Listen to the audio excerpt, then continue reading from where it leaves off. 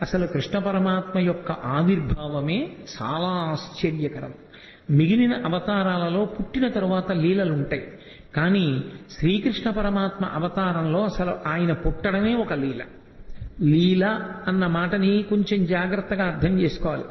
లీల అంటే కర్మ చేయడం వల్ల వచ్చినటువంటి ఫలితాన్ని అనుభవించడం కోసం వచ్చినటువంటి ఒక సంఘటన కాదు. పరమేశ్వరుడు తనంత తాను కల్పించుకుని లోకానికి ఒక పాఠం నేర్పడం కోసమని చేసినటువంటి క్రియ. అంటే మీకు నేను ఒక ఉదాహరణ చెప్పాలి అంటే, నేను ఇవాళ మీ ముందు ఇలా మెళ్ళో పూలదండ వేసుకుని కూర్చోవడానికి శాస్త్రంలో గతంలో నేను చేసిన కర్మ ఏదో ఫలితంగా ఉంటుంది. కాబట్టి నాకు ఇవాళ ఈ విషయం మీద ప్రసంగించడానికి పరమేశ్వరుడు ఒక అధికారం ఇస్తాడు. అలా ఇప్పుడు కోటేశ్వరరావు గారు లీల చేశారండి అనకూడదు. లీల ఉండదు. గతంలో చేసుకున్న పాపపుణ్యములను బట్టి నేను ఇప్పుడు ఈ పని చేస్తున్నాను. నాకు ఏదో మోకాలు నిప్పెట్టింది అనుకోండి, గతంలో ఎప్పుడో ఏదో చేసిన పాపం ఉంది, దానికి పరమేశ్వరుడు ఇప్పుడు మోకాలు నిప్పెట్టేటట్టుగా చేసి ఆ పాపాన్ని తీసేస్తాడు. అంతేగాని నాకు మోకాలు నిప్పి రావడం లీల అనకూడదు. అవి నేను గతంలో చేసుకున్న కర్మల యొక్క ఫలితాలు. పాపము కానీ పుణ్యము కానీ అనుభవంలోకి వస్తుంది, సుఖ దుఃఖములుగా వస్తుంది. నేను పుట్టడం కర్మ. నేను ఒక మనుష్యునిగా పుట్టాను అంటే గత జన్మలో చేసుకున్న కర్మను అనుసరించి పరమేశ్వరుడు నాకు మనుష్య జన్మనిస్తాడు. భగవంతుడు పుట్టడం కర్మ కాదు, లీల. ఎందుచేత అంటే లోకోద్ధరణ కొరకు శరీరమును తీసుకోవలసిన అవసరం లేని పరమాత్మ శరీరాన్ని స్వీకరిస్తాడు. ఆయన కృష్ణ పరమాత్మ యొక్క జననమే ఒక లీల. ఎందుచేత అంటే రామావతారంలో ఆయన ఎక్కడ చతుర్భుజుడై శంఖచక్ర గదాపద్మములతో కనపడలేదు పుట్టినప్పుడు. కానీ కృష్ణావతారంలో అలా కాదు. అసలు గర్భస్థమైనటువంటి కృష్ణ పరమాత్మని స్తోత్రం చేయడానికి దేవతలందరూ వెళ్ళారు. పైగా అసలు కృష్ణ పరమాత్మ పుడుతున్నాడన్న విషయం, ఆ 8వ గర్భానికి కంసుడు చచ్చిపోతాడన్న విషయం 8 గర్భాల ముందు లోక విదితం. కంసుడు అక్కర్లేని పనిని ఒకదాన్ని స్వీకరించాడు. దేవకీదేవికి వసుదేవుడితో వివాహమై వాళ్ళిద్దరూ బయలుదేరినప్పుడు తగుదునమ్మా అని చెల్లెలి మీద ప్రేమతో రథానికి సారథ్యం చేస్తానని పగ్గాలు పట్టుకుని బయలుదేరాడు. రథం వెళ్ళిపోతోంది. అశరీరవాణి పలికింది, ఒరే నువ్వు ఎంతో సంతోషంగా ఈమెని తీసుకెడుతున్నావు, కానీ ఈమె యొక్క కడుపున 8వ వాడుగా ఎవడు జన్మిస్తాడో వాడి చేతిలో నువ్వు మరణిస్తావు. అంటే అందరికీ తెలుసు 8వ గర్భంలో పుట్టేవాడే కంసుని మరణానికి కారకుడవుతాడు అని. అందుకే చెల్లెల్ని చంపైపోయాడు కూడా కంసుడు. సరే, కథ నడిచింది. తర్వాత 8వ గర్భం కదా అన్నాడు. ఆ మహానుభావుడు వసుదేవుడు ఆ కంసుణ్ణి కొంతవరకు ఉపశాంతి వహించేటట్టు చేశాడు. వెళ్ళారు. మొట్టమొదటి కొడుకు పుట్టాడు. బావా, మొదటి కొడుకు నన్ను చంపేవాడు కాదు కదా, 8వ కొడుకు కదా, మొదటి కొడుకుని చంపానన్న అపఖ్యాతి నాకెందుకు, 8వ వాడు పుట్టినప్పుడు తీసుకురా బావా, నువ్వు మాట తప్పేవాడివి కాదులే అన్నాడు. 1, 2, 3, 4, 5, 6 బిడ్డల్ని ఇచ్చేశాడు. 7వ వాడు గర్భ సంకర్షణమై బలరాముడిగా పుట్టాడు. ఈ 6 పిల్లల్ని తిరిగి ఇచ్చిన తర్వాత నారదుడు వచ్చి, ఏమనుకుంటున్నావో పిచ్చివాడా, వీళ్ళందరూ దేవతాంశ సంభూతులే, నిన్ను చంపడానికి పుట్టిన వాళ్లే అన్నాడు. అయ్య బాబోయ్ అలాగా అన్నాడు. మళ్ళీ 6 పిల్లల్ని పిలిపించి చంపేశాడు. 7వ వాడు సంకర్షణుడై రోహిణీదేవికి జన్మించాడు. ఇక 8వ గర్భంలో పుట్టేటటువంటి వాడు తనని చంపేవాడే అన్న విషయం కంసుడికి అతి విశ్వసనీయంగా తెలుసు. కాబట్టి అది భగవదంశ అన్న విషయం కూడా స్పష్టంగా తెలుసు. ఎందుకంటే నిన్ను చంపడానికి శ్రీమన్నారాయణుడే ఆవిర్భవిస్తున్నాడు అని నారద మహర్షి చెప్పేశారు. కాబట్టి రాక్షసుడైన కంసుడు ఎంత జాగ్రత్త తీసుకున్నాడంటే, రాక్షసత్వము అన్న మాటకు అర్థం ఏమిటో అక్కడ అర్థమవుతుంది. అసలు అంత జాగ్రత్త తీసుకున్నాడు. లోపల సూతికా గృహం నిర్బంధం, దేవకీదేవిని స్వేచ్ఛగా ఉంచాడు. వసుదేవుడి కాళ్ళుకి చేతులకి బంధనాలు వేశాడు. ఎదురుగుండా భార్య ప్రసవం. ఆమె ఎంత బాధపడుతున్నా భర్త లేచి కనీసం గుక్కెడు మంచినీళ్లు కూడా ఇవ్వలేడు. కాబట్టి కాళ్ళకి చేతులకి బంధనాలు వేశాడు. అక్కడ నుంచి చూస్తే సూతికా గృహం ఇక్కడ వరకు కనపడాలి, అలా ఏర్పాటు చేశాడు. విచ్చుకత్తులు పట్టుకుని తిరుగుతూనే ఉండాలి. 8వ గర్భం పుట్టగానే ఏడుపు వినబడగానే పిల్లాన్ని చంపేయాలి. అది కూడా ఎంత భయంకరంగా చంపేవాడంటే, పిల్లల కాళ్ళు పట్టుకుని గిరగిరా తిప్పి బండకేసి కొట్టేవాడు. కాబట్టి పిల్లవాడు ఏడవగానే నాకు తెలియాలి. అసలు పడుకునేవాడు కాదు, నిద్రపోయేవాడు కాదు, ఏది చేస్తున్నా సరే 8వ గర్భం వచ్చేస్తోంది అదే బెంగ.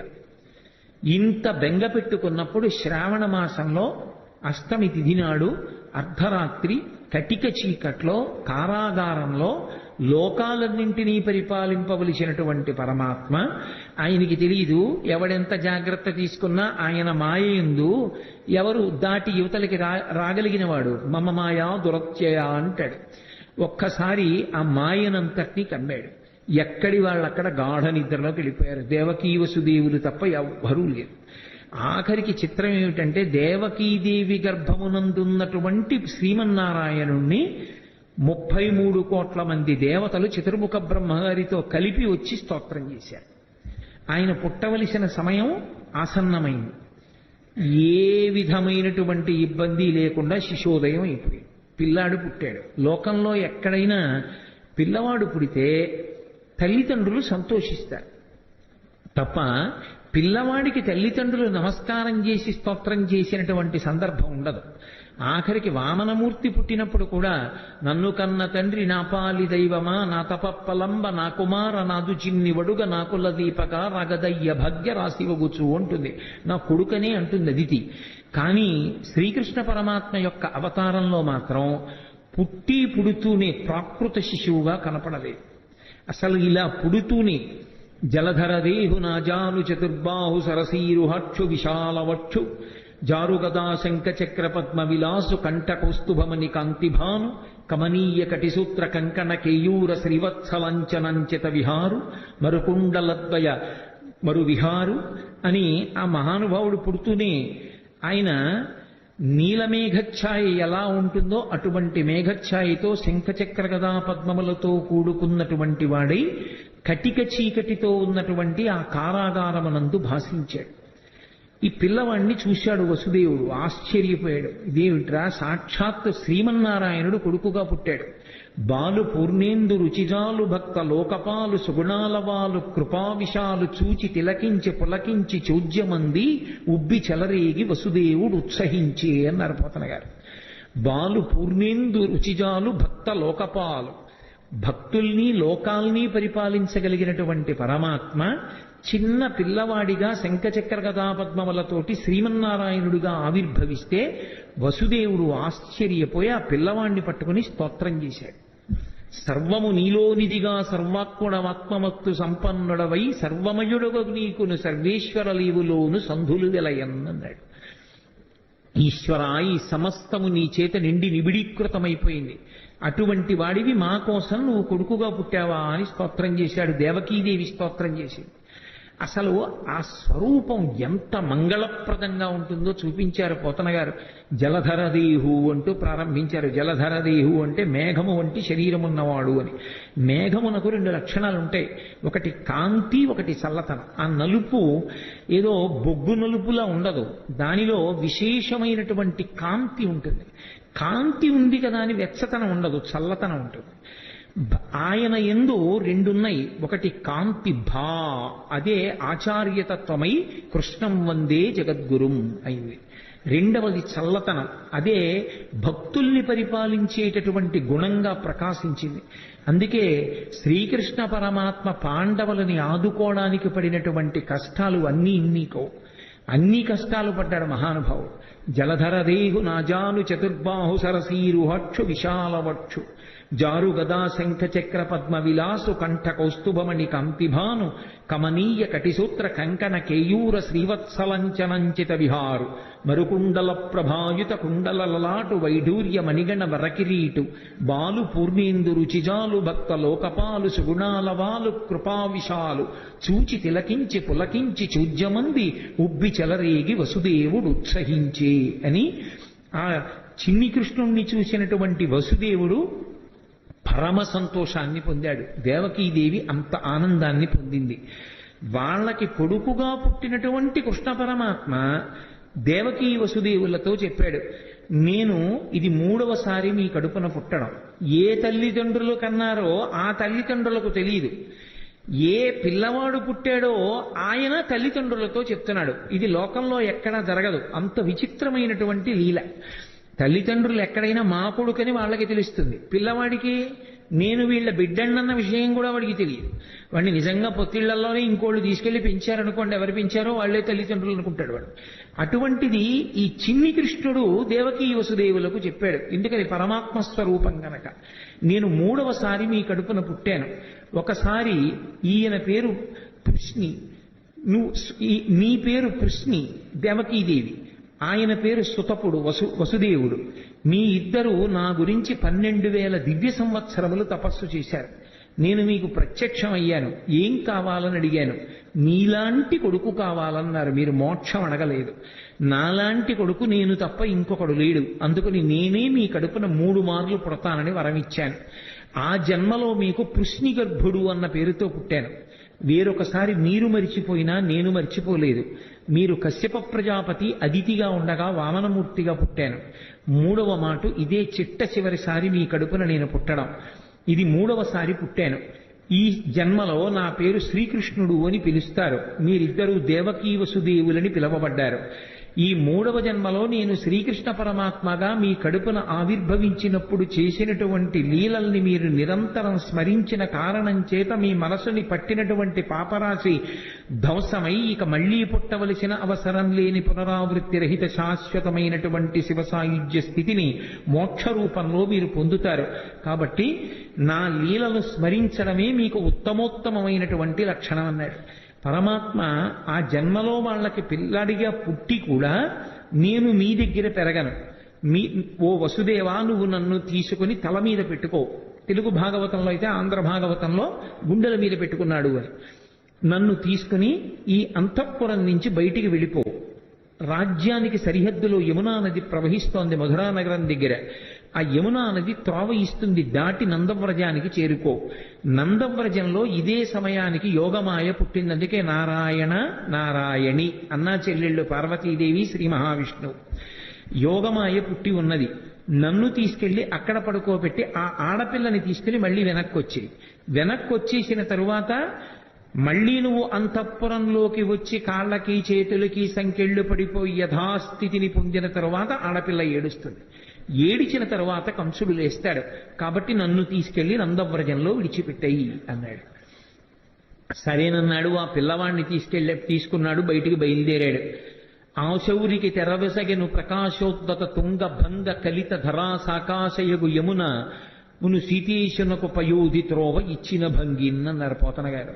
సముద్రం ఎలా రామచంద్రమూర్తికి దారిచ్చేసిందో అలా యమునా నది కూడా దారిచ్చేసింది. ఎవరికి?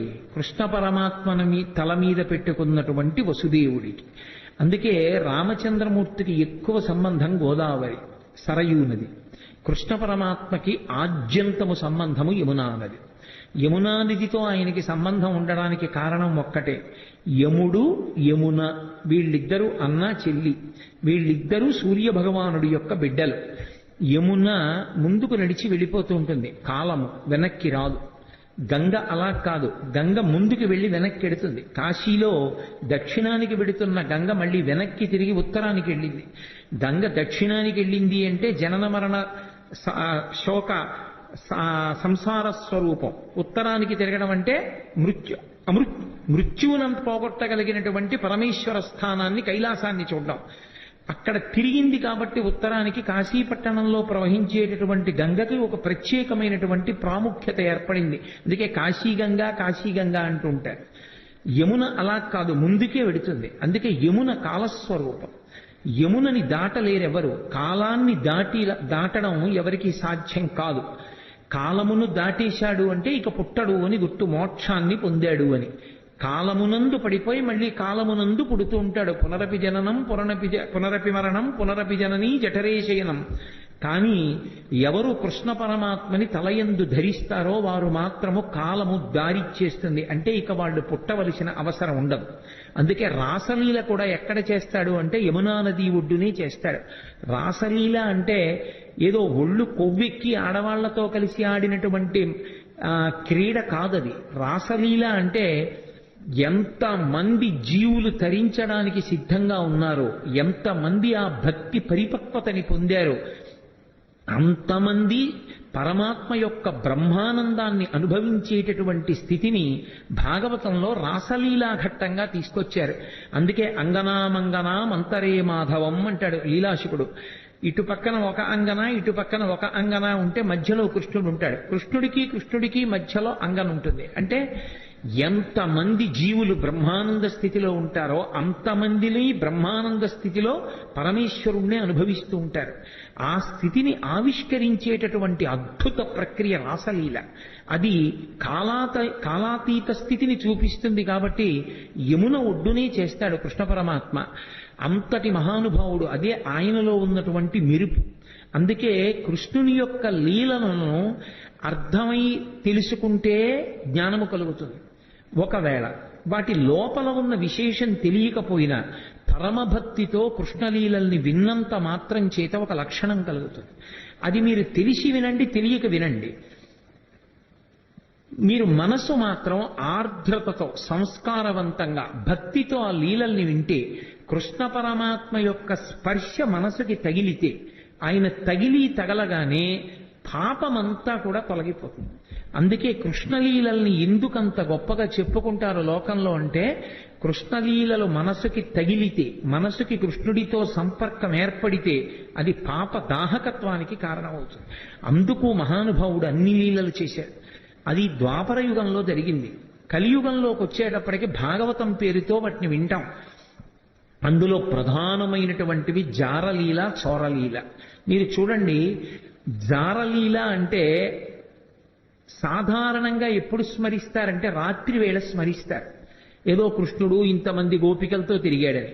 చోరలీల అంటే తెల్లవారగానే స్మరిస్తారు.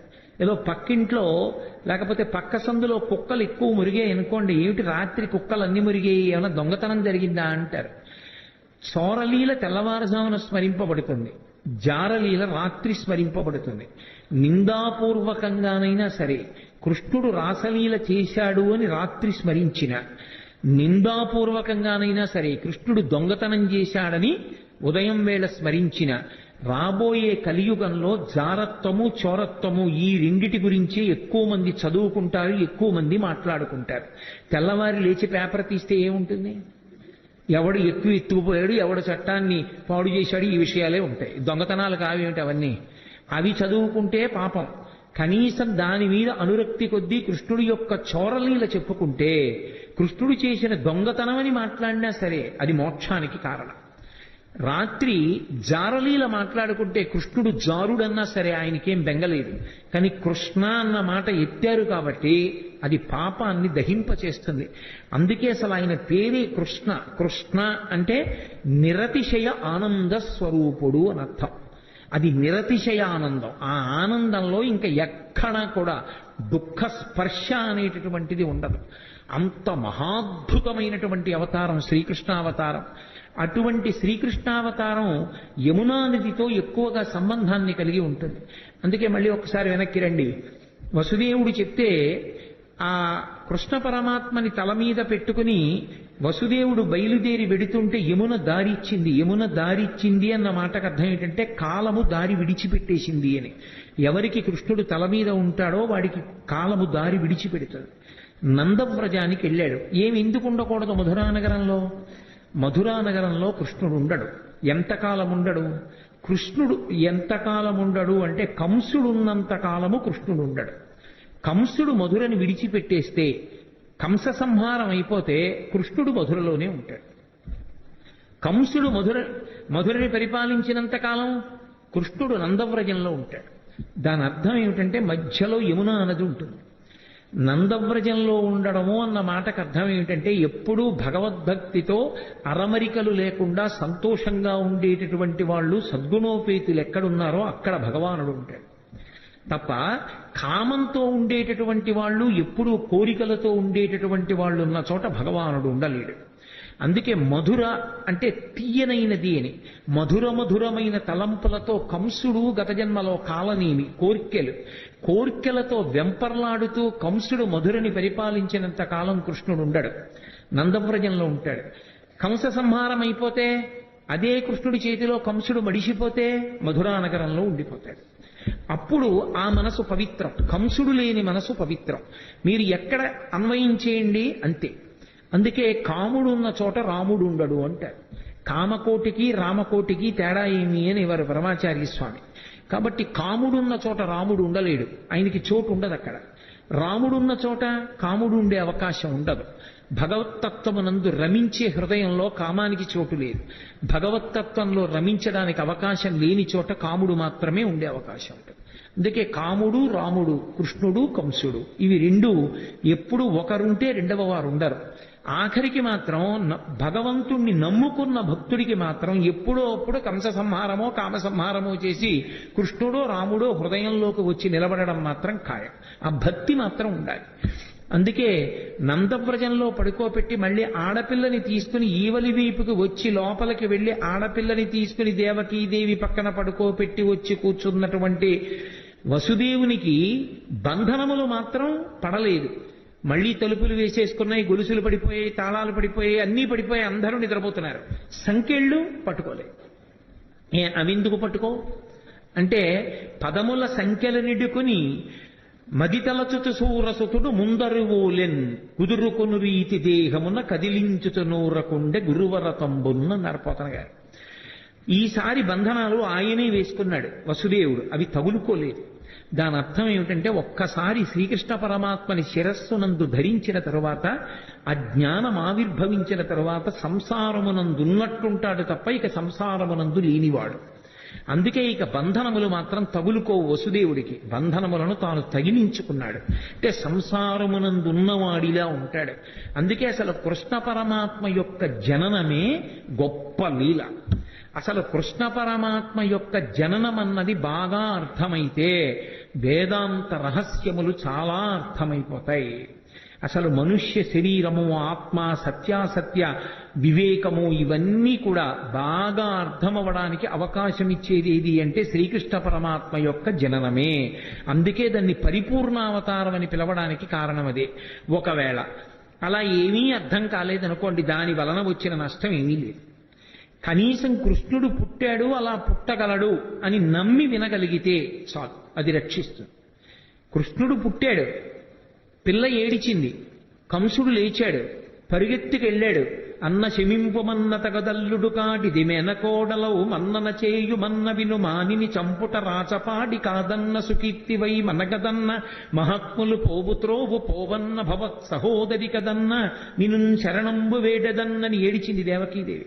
అన్న అన్న అన్న అని 10 మాటలు పిలిస్తే మనసు కరుగుతుందేమో అనుకుంది పిచ్చి తల్లి. అన్న శమింపు మన్న తగదల్లుడు కాటిది మెనకోడలవు మన్నన చేయు మన్న విను మానిని చంపుట రాచపాడి కాదన్న సుకీర్తివై మనగదన్న మహాత్ములు పోవుత్రోవ పోవన్న భవత్ సహోదరి గదన్న అని అన్ని మాటలు అన్నయా అన్నయా అన్నయా అని ఏడిచింది.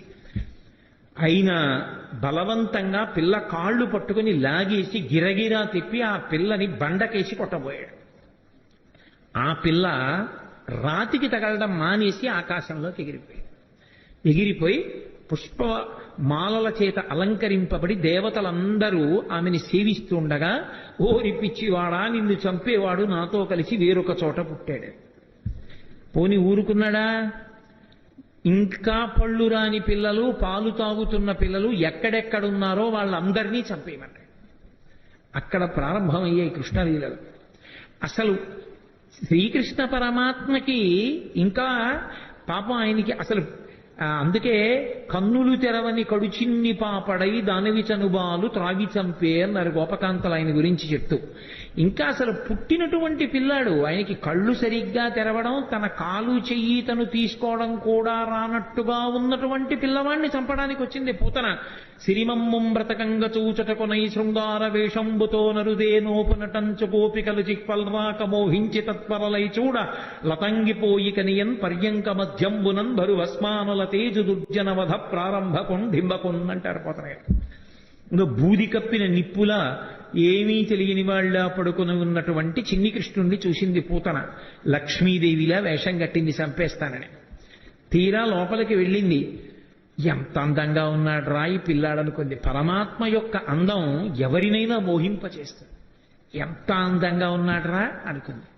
అనుకుని ఒరే పిల్లాడా నీకోసమేరా నేను ఇంత వేషం కట్టాను, ఒక్క గుక్కడు పాలు తాగరా నీ అందం ఏమిటో తెలుస్తుందండి. ఎందుకని స్తన్యమునకు విషం పూసుకొని వచ్చింది. స్తన్యం సప్పరించాడో చచ్చిపోతాడు. అందుకని ఆ పిల్లవాడికి వద్దమ్మా వద్దమ్మా అని ఒక పక్క అరుస్తున్నారు యశోద, అక్కడే ఉన్నటువంటి బలరాముని తల్లిని. అయినా సరే రోహిణీదేవి అంటున్నా వినకుండా పిల్లవాడిని తీసుకుని తన స్తన్యం ఇచ్చి పాలివ్వడానికి ప్రయత్నించింది. ఆయనకి తెలియదు ఎంత పసిపిల్లవాడి రూపంలో ఇంకా కళ్ళు విప్పడం కూడా చేత కానటువంటి వాడిగా ఉన్నప్పటికీ వచ్చినదెవరో, ఎందుకు ఎత్తుకుందో, ఎందుకు పాలిస్తోందో ఆయనకి తెలియదు. అది కృష్ణలీలలంటే. అవి అంత పసిపిల్లవాడిగా ఉన్నప్పటికీ సర్వజ్ఞుడు. రామచంద్రమూర్తి అయితే అలా ఉండడు, గురువుల దగ్గర నేర్చుకుంటాడు. కృష్ణుడు అలా కాదు, పసిపిల్లవాడిగా ఉంటూ రాక్షస సంహారం మొదలుపెట్టేశాడు ఆయన. అందుకే ఆ లోకేశ్వరుడా చరాచర విభుండా బాల గోపాలుడా బాలధ్వంసరి గొంతు గంటిడి వెసన్ బాలెంత చందంబునన్ పాలిండ్లన్ విసమూని వచ్చుటమదించింతించి లోనవ్వుచున్ కాలంకేల కదల్పరాని కరణిన్ తన్మోడ్చి గుర్పెట్టుచున్ అన్నారు పోతన గారు. ఆ వచ్చినటువంటి పూతన విషాన్ని స్తన్యంలో పెట్టుకుని వచ్చిందని తెలుసు, తన్ని చంపడానికి వచ్చిందని తెలుసు.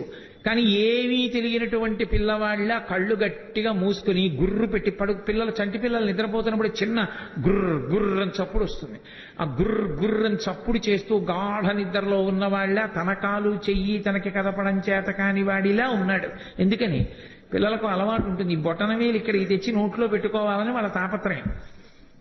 కానీ వాళ్ళ చెయ్యే వాళ్ళ నోరే, కానీ ఈ చెయ్యి ఇక్కడికి వెళ్ళదు. ఎందుకనంటే వాళ్ళకి ఆ బలం ఉండదు. లేక చెయ్యి ఇలా ఇలా ఇలా ఇలా పోతుంది, పోయి ఇక్కడ పెట్టుకుందాం అంటే ఇలా పోతుంది. అది పోయేటప్పటికి వాడు ఏదో ఇంకొకడెవడో వాడి చెయ్యి లాగేశాడన్నట్టుగా ఏడవడం మొదలు పెడతాడు. కాలంగేల కదల్పరాని కరణిన్ కన్మోడ్చి గుర్పెట్టుచున్. తన కాలు చెయ్యి తనకి సక్రమంగా కదపడం చేత కాని పిల్లవాడు ఎలా ఏడుస్తాడో అలా అంత అమాయకంగా ఉన్నవాడు ఇలా నిద్రపోతున్నప్పటికీ కూడా తనకి పాలివ్వడానికి వచ్చినటువంటి పూతనా స్తన్యముల యందు విషం పెట్టుకుని వచ్చిందని తెలుసుకున్నటువంటి పరిపూర్ణ జ్ఞానము కలిగినటువంటి కృష్ణ పరమాత్మ అక్కడ పక్క మీద అలా పడుకుని నిద్రపోతుంటే ఏమీ తెలియని దానిలా వచ్చి ఎత్తుకుని పాలివ్వడం మొదలుపెట్టింది. నిజంగా ఆ చిన్ని కృష్ణుని యొక్క మూర్తి మన మనస్సు మీద ముద్రపడాలని పోతన గారి తాపత్రయం. ఎంత లైవ్ టెలికాస్ట్ ఆయన ప్రసారం చేశారు, శాబ్దిక ప్రత్యక్ష ప్రసారం భాగవతం. మేల్కొన్న తెలగున మెర్లన కరువిచ్చి క్రీగంట చూచుచు గిదిసి నీల్గి ఆవులించుచు చేతులాకసంబున జాచి యొదిగిలియ కన్న యోజనూది బిగిచన్ను కబకేల కబళించి పీడించి గొక్క గొక్కకు గుటుకు గుటుకు మనుచు ఒక రెండు గుక్కలను విధ ప్రాణముల సైతము మేనిలో సత్వమెల్ల త్రావెనదియును గుండెలు తల్లడిల్ల ఇతర బాలుర క్రియవాడ వీవు కావు చన్ను విడువుము విడువుము చాలుననుచు. ఆ పిల్లవాడు చిన్ని కృష్ణుడు నిద్రలేచినటువంటి సందర్భాన్ని అంత హృద్యంగా వర్ణించారు. బాగా నిద్రపోతున్న పెద్దవాడిని వెళ్ళి లేపామనుకోండి, బుద్ధి ఉందా లేదా, ఎందుకు అలా లేపుతామని కోప్పడతాడు. పసిపిల్లలు అలా కాదు, బాగా నిద్రపోతున్నా వీడు పొద్దున్న ఎప్పుడో 7ంటికి పాలు తాగాడు, కానీ ఇవాళ ఏమిటి ఇలా గుర్రు పెట్టి నిద్రపోతున్నాడు, వీడు 9 అయిపోయింది, పిల్లాడికి ఆకలేస్తుందని అమ్మ లేపేస్తుంది. లేపేసి పాలిద్దామని ఒళ్ళో పడుకోబెట్టుకుంటే వాడు ఏం ఏడవాడు లేపేసిందని. కానీ వాడి ఎంత బద్ధకం, ఏదో పెద్ద అలిసిపోయిన వాళ్ళలాగా ఆ విప్పలేక కళ్ళు విప్పినటువంటి వాళ్ళలాగా ఆ కళ్ళు ఇలా విప్పి ఇలా విన్నుపం ఇలా విరుచుకుని గిదిసి నీల్గి ఆవులించుచు చేతులు అకసంబున చాపి ఆ చిన్ని నోరింత ఆవలించి 2 చేతులు ఇలా ఆకాశంలోకి ఎత్తి ఏమిటో ఇలా ఆడించి ఓసారి చేతులు అకసంబున జాచి ఎదిగిలియాకొన్న యోజనూది బిగిచన్ను కవకేల కబళించి పీడించి గొక్క గొక్కకు గుటుకు గుటుకు మనుచు. పోతన గారికి వినపడింది ఆ గుటుక్కుమన్న చప్పుడు కూడా. ఆ స్తన్యాన్ని ఆ చిన్ని పూల పట్లం లాంటి చేత్తో పట్టుకుని గుటుక్కు గుటుక్కుమంటూ 2 గుక్కలు తాగాడు అంతే. ఇప్పటి వరకు అందరికీ పాలిచ్చి చంపిన పూతన ఇతర బాలుల క్రియవాడవివు కావు. ఓరి నాయనో, ఎంతో మందిని చంపాను కానీ నువ్వేమిట్రోయ్, 2 గుటకలు లాగేటప్పటికీ నా ప్రాణాలన్నీ పోతున్నాయి, వదులు వదులు అంటోంది ఆవిడ. గుక్కకు గుటుకు మనసు ఒక 2 గుక్కల నువిద ప్రాణముల సైతము మేనిలో సత్వమెల్ల త్రావె నదియును గుండెలు తల్లడిల్ల ఇతర బాలుల క్రియవాడవివు కాదు. చన్ను విడువుము చాలు ననొచ్చు. చాలు, వదిలేరా అని ఆవిడంటుంది. పట్టి విడవరాదు నా చెయ్యి అని ఆయన వదిలిపెడతాడా? ఆయన విడిచిపెట్టలేదు. ఆఖరికి ఆ శరీరం 13 కిలోమీటర్ల దూరం పడిపోయింది పోతనది.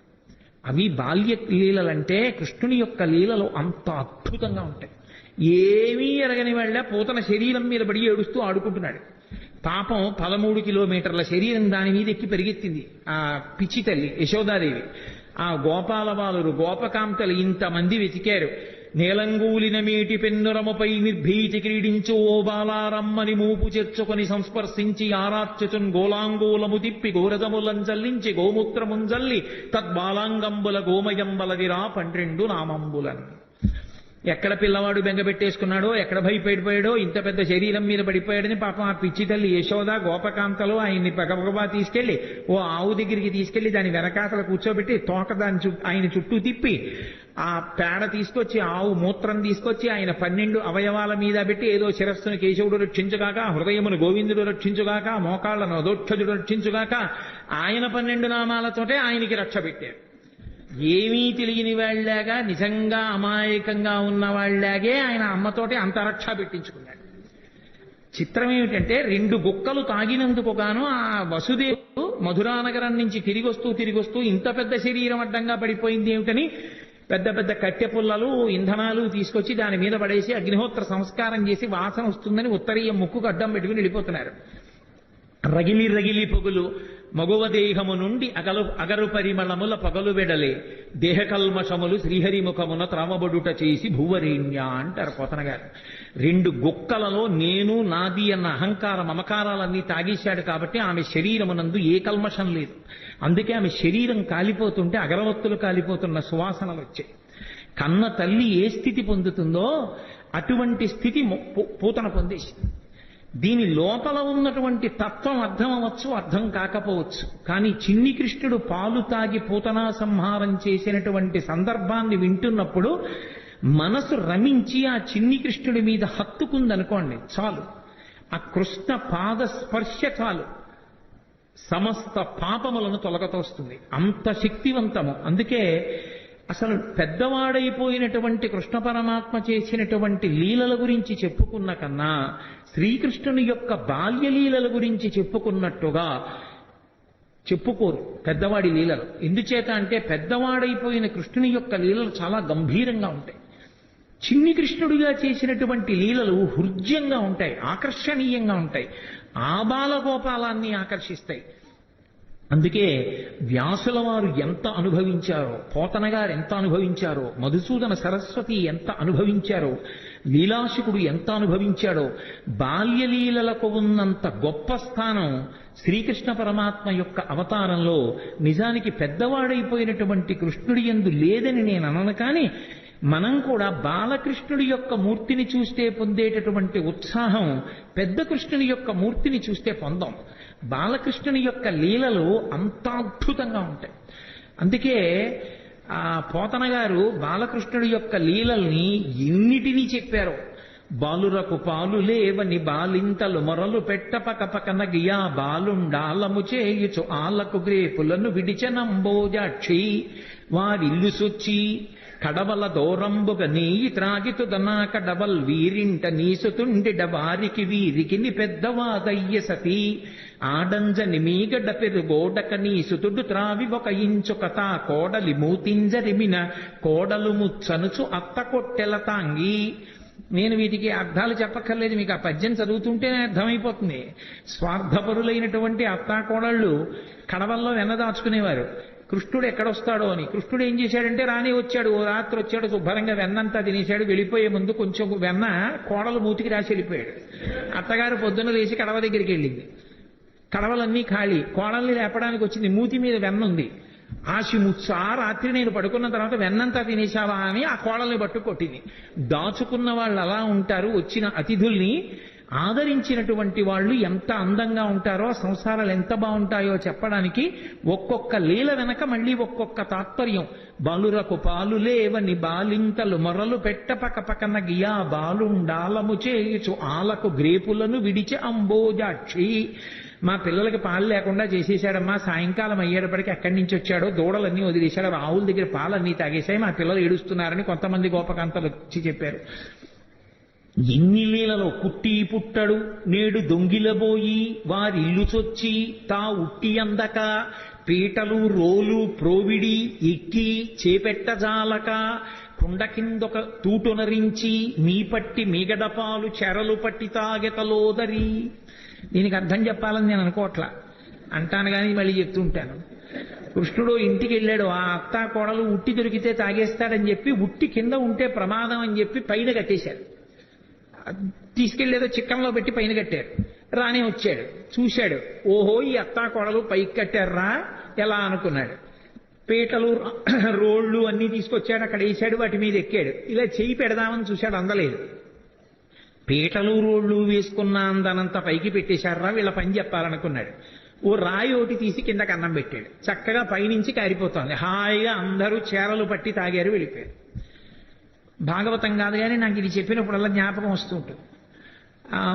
ఒక చోట ఒక అత్తా కోడలు అంతకన్నా చాలా తెలివైన వాళ్ళు ఇలా వచ్చి ఎక్కడో ఉట్టి కట్టి పెట్టినా తాగేస్తున్నాడని వాళ్ళు ఏం చేశారంటే కుండ చుట్టూ గంటలు కట్టారు.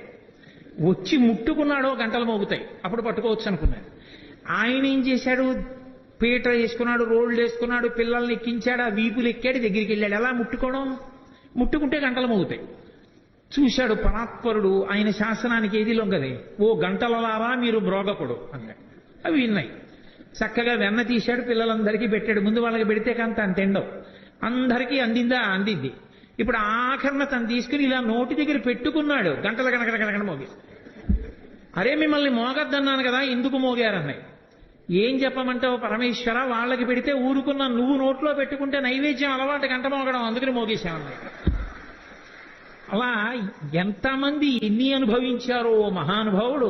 వేలుపుల్లటి నాకంటెను వేలుపు మరి ఎవ్వడనచు బికబకెన గిమా వేలుపుల్ల గోడపైనో హేలావతి నీత నూజుడింగిలి చేసెన్.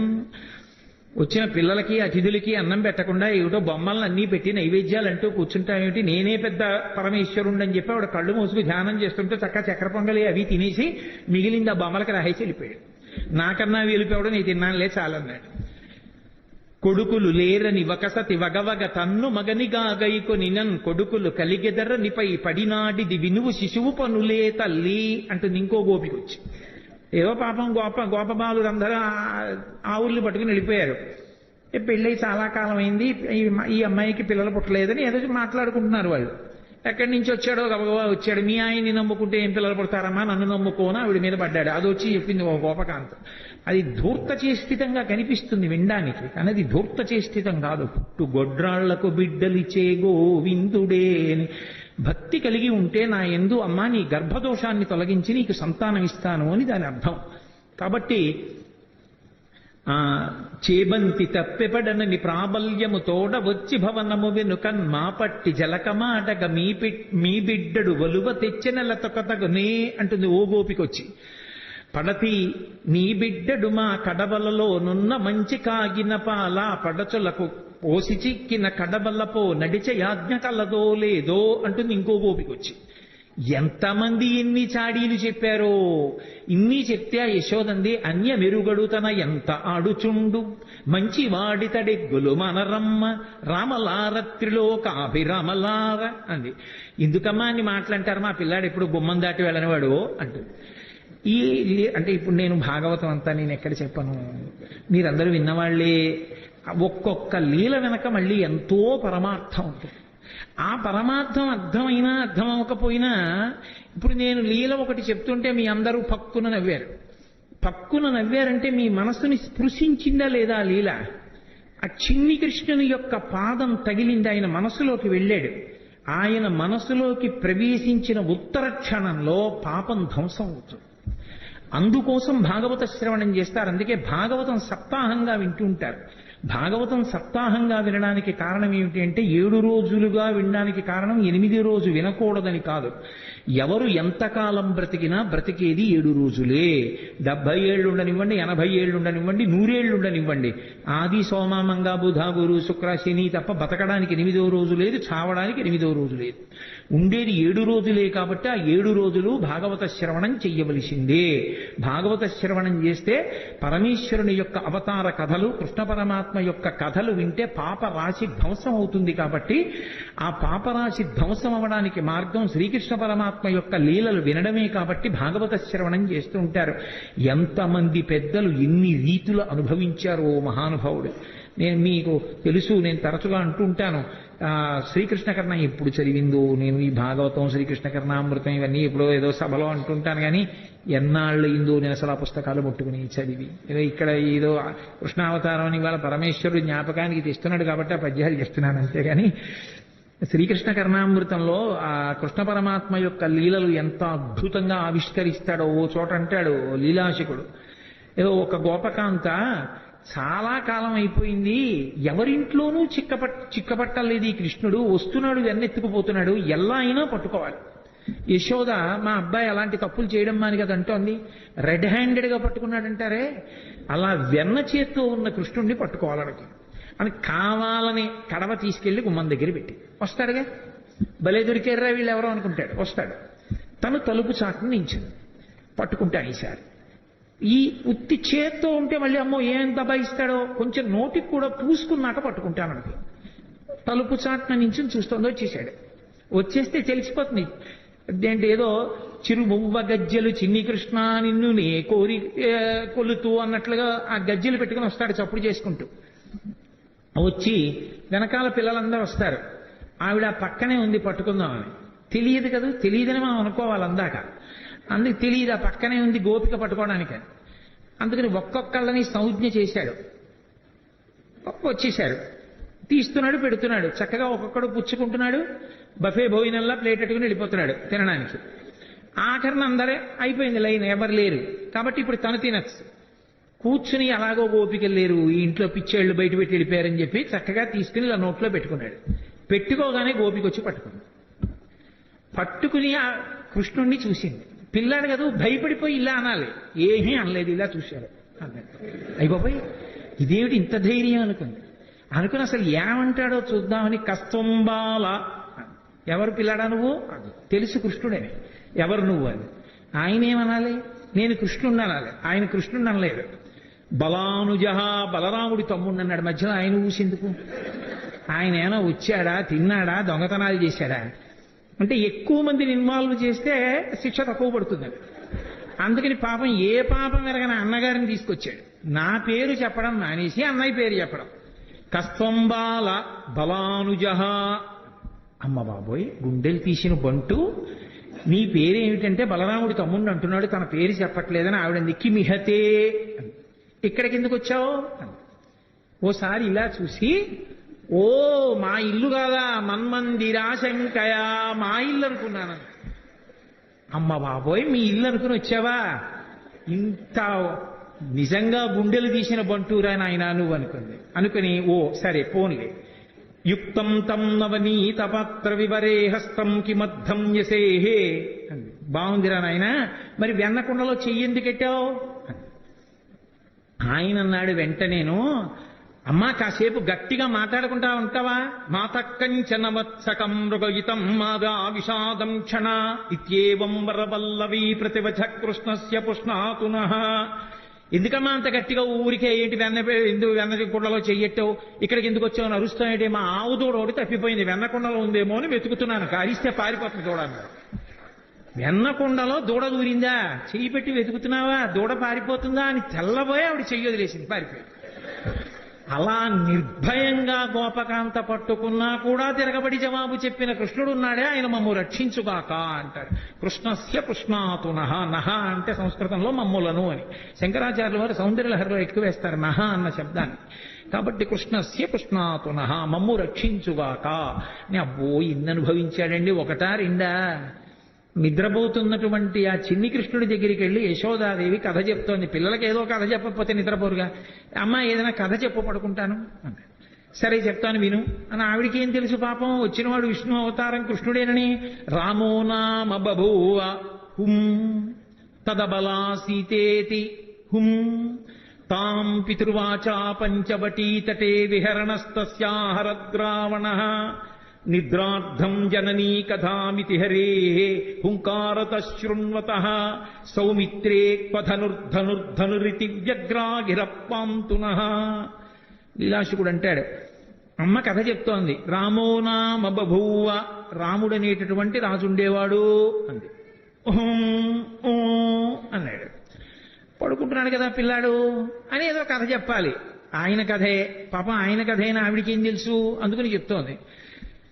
రామో నామ బభూవ హుం తదబలా సీతేతి హుం, ఆయనకి భార్య ఉండేది, ఆవిడ పేరు సీతమ్మ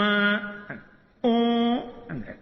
తాం పితృవాచా పంచవటీతటే విహరణస్తస్యాహరద్రావణః, తండ్రి అయినటువంటి దశరథ మహారాజు గారు కైకమ్మకిచ్చినటువంటి వరాన్ని సత్యం చేయడం కోసం 14 సంవత్సరముల అరణ్యవాసం చేయడం కోసం తమ్ముడైన లక్ష్మణస్వామితో భార్య సీతమ్మతో కలిసి రామచంద్రమూర్తి అరణ్యవాసానికి వెళ్ళినప్పుడు ఆ జనస్థానంలో సీతమ్మ తల్లిని రావణాసురుడనేటటువంటి రాక్షసుడు అపహరించాడు అంది. ఇప్పుడు అనలేదు. సౌమిత్రే క్వధనుర్ధనుర్ధనురితి వ్యగ్రాగిరప్పాంతునః, పడుకున్నవాడు ఒక్కసారి ఉయ్యాల్లోంచి లేచి కూర్చుని లక్ష్మణ ధనసు పట్రా ఇలా అన్నట్టు హడిలిపోయింది కథ చెప్తున్న యశోద. ఎందుకని, ఆయన కథే కదూ. సీతమ్మని రావణుడు అపహరించాడని వినేటప్పటికే బాలకృష్ణుడిగా ఉన్న రాముడిగా తాదాత్మ్యత చెందాడు. లక్ష్మణ ఎక్కడరా నా ధనస్సో అన్నట్టు హడిలిపోయిందిట యశోద. అలా యశోద హడిలిపోయేటట్టు ఉయ్యాల్లో లేచి కూర్చున్న చిన్ని కృష్ణుడు ఉన్నాడే, ఆయన మమ్ము రక్షించుగాక అంటాడు వ్యాసకుడు. మధుసూదన సరస్వతి ఎంత అనుభవించారో కృష్ణుడి జుత్తు గురించి చెప్తూ, నువ్వు నలుపు, నీ జుత్తు నలుపు, ఇంత నలుపున్న వాడివి అజ్ఞానమంత నల్లగా ఉంటుంది కదా, అది ఎలా విచ్చిపోయేటట్టుగా ఉంటావయా అన్నాడు ఆయన. ఎంతమంది ఎన్ని అనుభవించారో ఆ కృష్ణలీలలో. మహాద్భుతం మహానుభావుడు. ఆ లీలలుగానే శకటాసుర సంహారం చేశాడు, తృణావర్త సంహారం చేశాడు. ఆఖరికి అసలు కృష్ణలీలలో మహోత్కృష్టమైనటువంటి లీలగా చెప్తారు. ఆఖరికి సన్యాసాశ్రమంలో ఉన్న వాళ్ళు కూడా తప్పకుండా వింటారు. ఆ ఉలూకల బంధనము అని ఆ పిల్లవాడిని తీసుకెళ్లి ఆ రోటికి కట్టేసినటువంటి సన్నివేశం. ఇప్పుడు నేను అవన్నీ ఆ లీలలన్నీ ఎక్కడ చెప్పడం కుదురుతుంది, కానీ ఏదో అన్నాను కాబట్టి ఒక్క మాట అంటాను అంతే. కృష్ణావతారం గురించి చెప్తూ నేను దాని గురించి అనకపోతే దోషం అయిపోతుంది. ఇప్పుడు జరిగిన లీలలు అవన్నీ. ఎక్కడో ఆడుకుంటున్నాడు కృష్ణుడు, ఆ పెరుగు చిలుకుతోంది యశోద. సుడిగిచు గిదికుచు వాలుచు సడికొట్టుచు అమ్మ రమ్ముచ నిమ్మనుచున్ బెడబెడ గంతులు వైచుచు కదిచి కడవ బాల కొండు కవ్వము పట్టెన్. ఆ చల్ల చేస్తున్నటువంటి యశోద దగ్గరికి వచ్చి పరిగెత్తుకొచ్చి, అమ్మ అమ్మ నాకు పాలిస్తావా, ఇవ్వ ఆకలేసేస్తోందని కవ్వం పట్టుకున్నాడు. కవ్వం పట్టుకుని ఆపగలిగిన శక్తివంతుడని కాదు, అయ్యో చెయ్యి పూల పొట్లంలా ఉంటుందే, కవ్వం పట్టుకుంటే పిల్లాడి చెయ్యి ఎక్కడ ఇబ్బంది పడిపోతుందో అని యశోద చల్ల చిలకడం ఆపేసింది. చల్ల చిలకడం ఆపేయగానే సంతోషించాడమ్మ పాలిస్తుందని.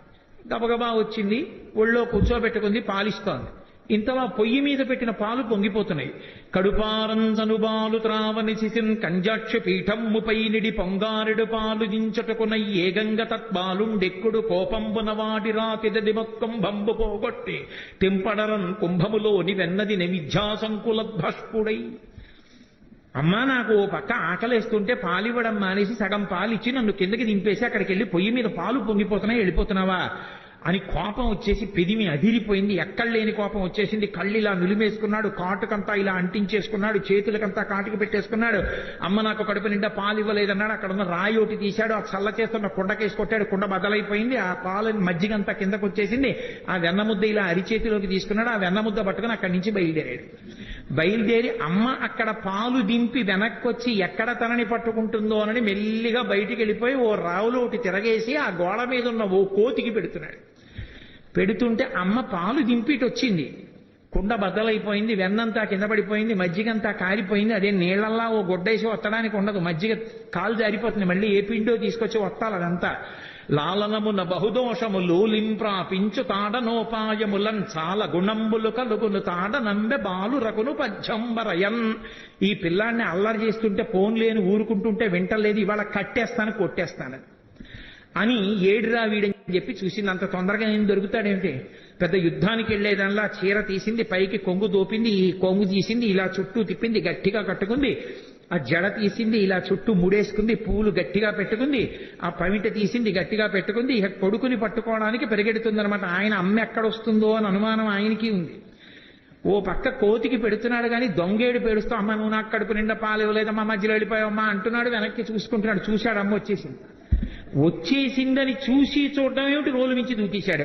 స్తంభాదికంబులు తనకు వడ్డంబైన అట్టట్టునని పట్టువని వీని ఈ తప్పు సైరింపు జింక దొంగిల బోధు నేనని ముని ముట్ట నిచ్చువాని కాటుక నెరయంగ కందులు నిలుముచు వెడలు కన్నీటితో వగచువాని ఏ దశ వచ్చునో ఇది ఎని పలుమార్లు సురుగుచు క్రీగంట చుచువాని గుడబారి పట్టుకొని వెరపుచు చిన్నిదో వెన్న దొంగ చిక్కెననుచు కొట్ట చేతులాడక పూబోడి కరుణతోడ బాలు కట్టదలచే. అదంతా ఎక్కడ చూసినా స్తంభాలే, ఆ ఇల్లంతా పూర్వకాలపు ఇల్లు కదూ. ఆ స్తంభాల చాటుకి వెళ్ళి దాక్కుంటున్నాడు. ఇటు వస్తే దొరకడు, అటు వస్తే దొరకడు. ఎక్కడ చూసినా స్తంభాలు. ఎట్నుంచి ఏ స్తంభం చాటుకి వెళ్ళిపోతాడో తెలియదు. ఏదో విరాట పర్వంలో తిక్కన గారు అంటారు, ఆ నర్తనశాల ఎక్కడ చూసినా స్తంభాలే. దాంతాకారిత కుంజపుట్టె మఘన స్తంభావళీ రూపమున్ ప్రాంతాది ప్రవిభాగ భోగ నిలయ ప్రద్వారమున్ కాతరస్వంతత్రాసకరంబునై దురభివేశంబైన యాలోరు నిశ్చితుడై సతికేలు పట్టుకుని చొచ్చన్ భీముడు అత్యుగ్రతన్ అంటారు. అలా అన్ని స్తంభాలతో ఉన్నటువంటి ఆ ప్రాంగణంలో అమ్మ వెనక బరిగెడుతోంది, ముందు కృష్ణుడు బరిగెడుతున్నాడు. ఆ స్తంభాల చాటుకి వెళ్ళిపోతున్నాడు, నిశ్శబ్దంగా నించుంటాడు.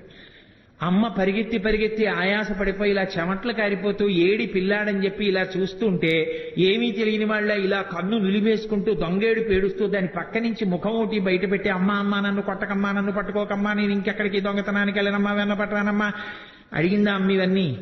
అప్పుడు తన దొంగతనాలన్నీ ఒప్పుకుని దొంగేడు మొదలెట్టాడు. పాపం పరిగెడుతోంది, ఆయన దొరకడు.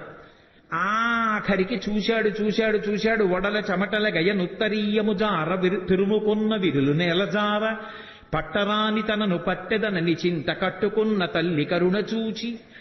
అయ్యో పాపం, అమ్మ కట్టుకున్నటువంటి ఆ చీర జారిపోతోంది, పమిట జారిపోతోంది, పెట్టుకున్న పువ్వులు పడిపోతున్నాయి, ఆ కొప్పు వీడిపోతోంది, ఒళ్ళు చెమట పట్టేసింది. పిచ్చమ్మ నన్ను పట్టుకోవాలనుకుంటోంది. నన్ను పట్టుకోవాలనుకున్న వాళ్ళకు పట్టుబడేవాడినా, నేను పట్టుబడేవాణ్ణి కానని తెలియక పరిగెడుతున్న అమ్మకి నేను చిక్కిపోవాలనుకుని చిక్కిపోయాడు. చిక్కడు సిరికౌగిటిలో చిక్కడు సన కాదు యోగి చిత్తాబ్జములన్ చిక్కడు శృతిలతి కావడి చిక్కెనతడు లీల తల్లి చేతన్రోలన్. ఎవ్వరికీ దొరకనటువంటి పరమాత్మ అమ్మ చేతికి దొరికిపోయాడు. అమ్మో ఎంత అల్లరి చేసింది. యశోద మోకాళ్ళ మీద కూర్చుంది, చెయ్యిలా పట్టుకుంది. ఏమిట్రా పట్టిన పట్టుబడని నన్ను పట్టెదనని పట్టుకొనిన పట్టుట బట్టే పట్టుబడు వండ్రు పట్టి పట్టెదనని పట్టు నాకు కాకపరులకు వశమేంది. గోపకాంతలందరూ చూస్తున్నారు. ఏదో ఆ మొగుడు కొట్టాడని కాదు, దోటికోడలు తెప్పిందనని నువ్వు పట్టుకుంటావా అని చూస్తున్నారు వాళ్ళందరూ. పట్టుకున్నానా లేదా నా కొడుకుని సంతోషం. అందుకని మోకాళ్ళ మీద కూర్చుని వాడి చెయ్యిలా పట్టుకుని ఇలా చూపించింది. ఏమిటి, జగత్తుల నీలే పరమాత్మకి వేలు చూపించింది ఒక గోపకాంత. చూపించి, ఏరా కడుపులో బాధ, కొడుకు తిట్టలేదు, ప్రేమ లేక లేక పుట్టినవాడు, ఆ ముఖం వంక చూస్తే ముగ్ధమోహనంగా ఉంటాడు, ఈ దొంగ ఏడు పేడి చేస్తున్నాడు, ఇక్కడ వరకు కాటుకు అంటుకుపోయింది, పెదిమిలు ఎదిరిపోతున్నాయి, చేత్తో ఇలా ఇలా విడిపించుకునే వాళ్ళ చూస్తున్నాడు. చిన్న పిల్లాడు, పట్టుదట్టి కట్టినటువంటి చిన్న కొప్పు, దానికి పెట్టిన ముత్యాల సరాలు కొడదామనుకుంది కానీ కొట్టలేకపోయింది. వీరెవ్వరు శ్రీకృష్ణులు కారా ఎన్నడు నువ్వెన్న తినరట, చోరత్వం మించుకొను నెరయరట, ధరిత్రినెట్టి నీతులు కలరే. ఏరా పాపం నువ్వు ఎప్పుడు దొంగతనం చేయవుట, ఇంత వెన్న కూడా తినవుట, పాపం నేనంతా దాచేసుకుంటున్నాను రా, నిన్ను కని నా కడుపు ఖాళీ అయిపోయింది కదూ, నేను తినేస్తున్నాను, నీకెప్పుడు పెట్టనే. అమ్మ పిల్లాడి మీద దెబ్బలాడితే ఎంత అమాయకంగా దెబ్బలాడుతుందో అలా దెబ్బలాడి నిన్ను కట్టేస్తానని వికచకమలనగిన వేరొక ఇంటిలో వెలయరోలు తిరగవేసి ఎక్కి ఆ ఇంట్లో గెడుతోంది, అక్కడికి గెడుతోంది, ఆ రోజు దగ్గరికి గెడుతోంది, ఆ తాడు ముక్కలన్నీ తీసుకొస్తోంది, పొట్ట చుట్టూ తిప్పుతోంది, 2 అంగుళాలు తక్కువ వస్తోంది. ఇలా విడిచిపెట్టి తాడు ముడేస్తే పారిపోతాడు. ఆ నడుం చుట్టూ చెయ్యేసి ఇలాగే పెట్టి 2 ముళ్ళేస్తోంది, మళ్ళీ పొట్ట చుట్టూ తిప్పుతోంది, మళ్ళీ 2 అంగుళాలు తెస్తోంది, మళ్ళీ తక్కువ వస్తోంది, మళ్ళీ తిప్పుతోంది. ఎందుకు 2 అంగుళాలు తక్కువ వస్తోందని ఆవిడ ఆలోచించారు. నేను పట్టగలను, నేను కొట్టగలను అంటే దొరికే మనిషి ఆయనంతటా ఆయన పట్టుబడాలి కానీ ఆఖరికి తెచ్చింది ఆఖరికి ఆ తాడుకి 2 అంగుళాలు సరిపోయింది, కట్టేసింది. పోతన గారు అన్నారు, జ్ఞానులచే దానులచే మౌనులచే యోగ సంవిధానులచే తన్పూని నిబద్ధుండగునే శ్రీనాథుడు భక్తియుతులచే తన్బోలన్ అన్నారు. నేను కట్టెయ్యాలని తాపత్రయపడి ఒళ్ళంతా చెమట పట్టిన యశోదాదేవికి తాను దొరికిపోవాలని దొరికిపోయినటువంటి చిన్ని కృష్ణుడు తప్ప నిజంగా లోకంలో ఆయనని పట్టగలిగిన వాళ్ళు ఉన్నారా, కట్టగలిగిన వాళ్ళు ఉన్నారా? అలా కట్టేసి తీసుకెళ్లి రోటికి కట్టేసింది. ఉలూకల బంధన లీల అని ఆయన్ని కట్టిన లీల విన్నంత మాత్రం చేత కర్మపాశములు తెగిపోతాయి. అసలు చిన్ని కృష్ణుడిగా ఆయన చేసిన అల్లరి యశోదాదేవి పొందిన ఆనందం బహుశಃ ఎవ్వరూ పొందరు. భాగవతం పద్యాలు నోటికి వచ్చిన వాళ్ళు ఇంట్లో పసిపిల్లలుంటే పాడుకుని ఎప్పటికప్పుడే ఆ సందర్భాన్ని చూసి ఆ పద్యాలు చదువుకుని సంతోషపడిపోవచ్చు. అసలు ఆ పిల్లలకి స్నానం చేయించడం ఎంత అందంగా వర్ణించారండి పోతన గారు. ఆ పిల్లాన్ని పడుకోబెట్టి బాలునికి నూనె తలయంటి పసుపు రాసి బోర్రు కాడించి హరి రక్ష పొమ్మటంచు జలములొక కొన్ని చుట్టి రాతల్లి దీవించి తొట్ల నునిచి పాడిరయ్యు విధలెల్లా అన్నారు. పసిపిల్లలకి స్నానం చేయిస్తే ఎలా చేయిస్తారో అలా వృద్ధ గోపకాంతలు వచ్చి ఆ పిల్లాన్ని ఇలా కాళ్ళు ఇటువైపు పక్కకి తల కిందకి ఉండేటట్టుగా పడుకోబెట్టి నూనెలో చేయి కృష్ణ పరమాత్మని పడుకోబెట్టుకుని ఆయన ఒళ్ళంతా నూనె రాసి వెనక్కి తిప్పి బోర్లా పడుకోబెట్టి ఆ వీపుకంతా నూనె రాసి ఆయన్ని ఒళ్ళంతా పసుపు రాసేసి ఇలా పైకి తీసి కూర్చోబెట్టి పిల్లాడి తల నిలబెట్టడం చేతకాక ఇలా అంటుంటే తల వెనకాల ఇలా పట్టుకుని ముందు ఇలా చేయి పెట్టమని ఉక్కిరి బిక్కిరి అయిపోతాడని తలమించి గోరువెచ్చటి నీళ్లు పోసేస్తుంటే అంటూ బొత్స అక్కడిస్తూ ఆయన స్నానం చేసిన తర్వాత ఆ నీళ్లు ఇలా చుట్టూ తిప్పి నీకు శ్రీరామరక్ష 1000 ఏళ్ల ఆయుష్ 1000 ఏళ్లు ఐశ్వర్యంతో ఉండాలి, బుట్టడు పిల్లలతోటి 2 బుట్టల మనవలతోటి 3 బుట్టల మునిమనవలతోటి 4 బుట్టల ఇనుమనవలతోటి నీ ఇంటికి ఎప్పుడు అతిథులు వస్తూ ఎప్పుడు కంచాలు వేస్తూ అన్నాలు పెడుతూ ఐశ్వర్యంతో పాండిత్యంతో పద్యాలు చెప్తూ సభా గౌరవాలు పొందుతూ ఎంతో గౌరవాన్ని పొందాలరా నాన్న అని చెప్పి ఆ తల్లి ఆ గోపకాంత ఆశీర్వచనం చేస్తోంది. ఎవరికి? లక్ష్మీనాథుడైనటువంటి పరమాత్మకి. అందుకెళ్ళాడు నందవ్రజానికి. అమాయకుడై వెళ్ళలేదు. వాళ్ళు ఎంత స్వచ్ఛమైన హృదయాలున్న వాళ్ళు. అందుకే ఎవరైనా తనక కొడుకు పుడితే ఆనందిస్తారు. అందులో కొడుకులు లేని వాళ్ళు చాలా మంది ఉన్నారు. అదే యశోదకి కొడుకు పుట్టాడని తెలియగానే వాళ్ళు ఎంత సంతోషపడిపోయారో. ఏమి నోమ ఫలమో ఇంత ప్రొద్దొక వార్త వింటిమ బలలా రవినులరా మన యశోద చిన్న మగవానిక నెనట చూచివత్తమమ్మ సుధతులార నలనివాడు చలనివాడు చిన్నవాడు చిక్కినాడు ఏ నోమ ఫలమో ఏ పూర్వ ఫలమో అంటూ వాళ్ళందరూ ఆ యశోద దగ్గరికి వెళ్ళి సూతికాగృహంలోకి ఆడవాళ్ళు ఎడతారు, మగవాళ్ళు వెళ్ళకూడదు. మగవాళ్ళు బయట నించున్నారు. ఆ నందుడి దగ్గరికి వెళ్ళి నందుడిని అభినందిస్తారు, కొడుకు పుట్టేట కదా అని. నందుడు రాజుగారి దగ్గరికి వెళ్ళేటప్పుడు మరి కొంచెం డాంబికంగా వెళ్ళాలి. మరి కంచుకములు తలకట్లను కాంచన భూషాంబరములు మెరయగ గోపకు లేతించిరి మంచి పదార్థములు కొనుచు మాధవు చూడన్. మాధవుడు అన్నారు. పుట్టినవాడు లక్ష్మీపతి, శ్రియప్పతి. అందుకే ఆయన పుడితేట మిగిలిన వాళ్ళకి తెలియలేదు గాని క్రేళ్లురికె మసలిలేగలు మల్లడిగుని రెంకెలిడియమద వృషభంబుల్ పెళ్ళున ముదుగుల పొదుగుల చల్లించన్ పాలు బాలు సంభవ వేళన్ అన్నారు పోతన గారు. ఈయన పరమాత్మ పరిపూర్ణావతారం కృష్ణుడు మా వెనకాతలు వస్తాడు. మమ్మల్ని అందరినీ ఇలా ఒళ్ళు నిమురుతాడు. సాయంకాలం వేళ మమ్మల్ని కడతాడు. బంధనాలు విప్పే పరమాత్మ మాకు బంధనాలు వేస్తాడు. ఆయనే మమ్మల్ని తడుగుతాడు, ఆయనే మాకు గడ్డి పెడతాడు, ఆయనే పాలు పితుకుతాడు. మా అదృష్టం అన్నయిట. లీలాశుకుడు పొంగిపోయాడు. గోధూళిధూ సరిత కోమల గోపవేషం గోపాల బాలక శతైరనుగమ్యమానం సాయంతనే ప్రతిగృహం పశుబంధనార్థం గచ్చంతమచ్యుత శిశుం ప్రణతోస్మి నిత్యం అన్నాడు.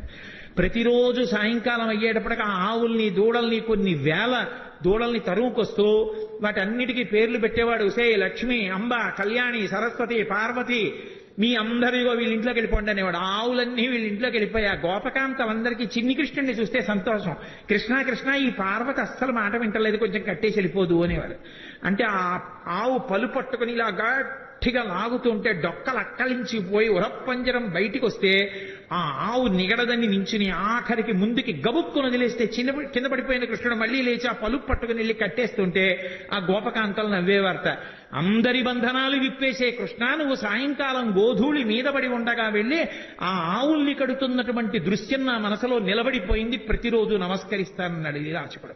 అందుకే గోధూళి ధూసరిత కోమల గోపవేషం గోపాల బాలక శతైరనుగమ్యమానం సాయంతనే ప్రతిగృహం పశుబంధనార్థం గచ్చంతమచ్యుత శిశుం ప్రణతోస్మి నిత్యం. ప్రతిరోజు నమస్కరిస్తాను ఆ కృష్ణ స్వరూపానికి అన్నాడు.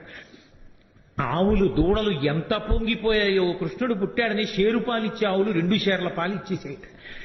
ఈ ఆభీర కుమారుడు వీరుండై వీరవైరి జేతయునై శ్రీయుతుడై దీర్ఘాయుష్మంతుండగునని పాయక దీవించినప్పుడు బ్రాహ్మణ జనముల్ దుందుబులు మెరసె గాయక సందోహము పాడే సూత సముదాయముతో వందిజనులు కీర్తించిరి క్రందుగ వీతించ భద్రకాహళ రవముల్ అంటారు పోతన గారు.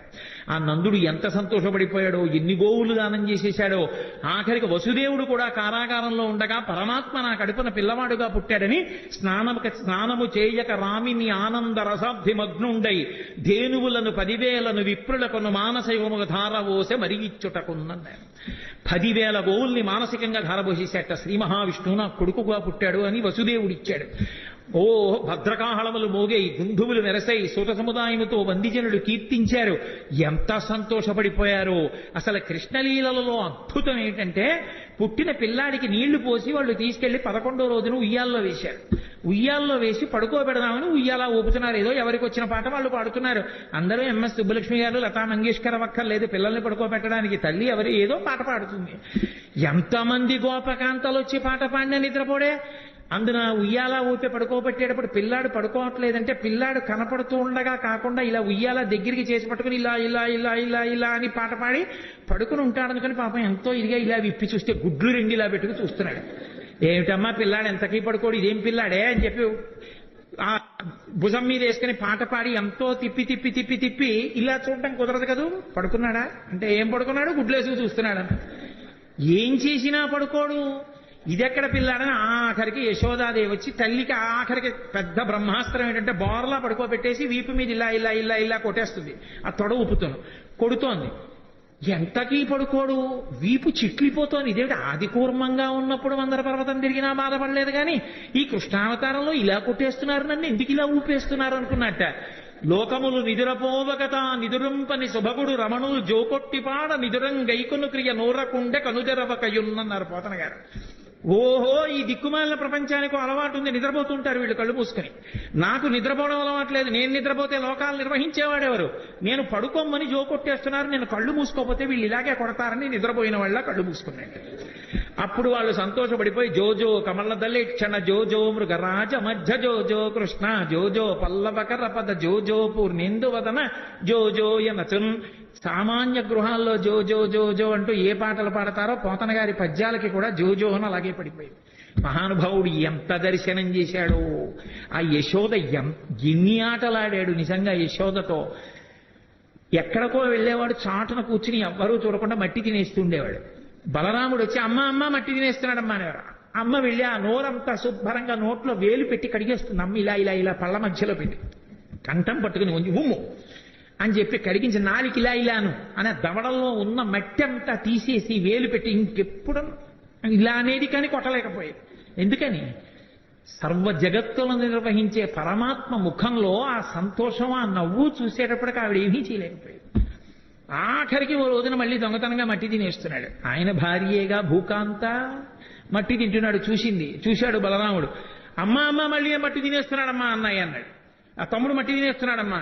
పరిగెత్తుకొచ్చింది యశోద చేయి పట్టుకుంది. ఏరా మన్నీటికి భక్షింతువు మన్ నియమము లేల మన్నింతువు అన్నయో సకులును చెప్పెదరన్నామ నేల వేరు పదార్థము లేదే. ఎంత గొప్పగా పడ్డాయండి పోతన గారికి పద్యాలు.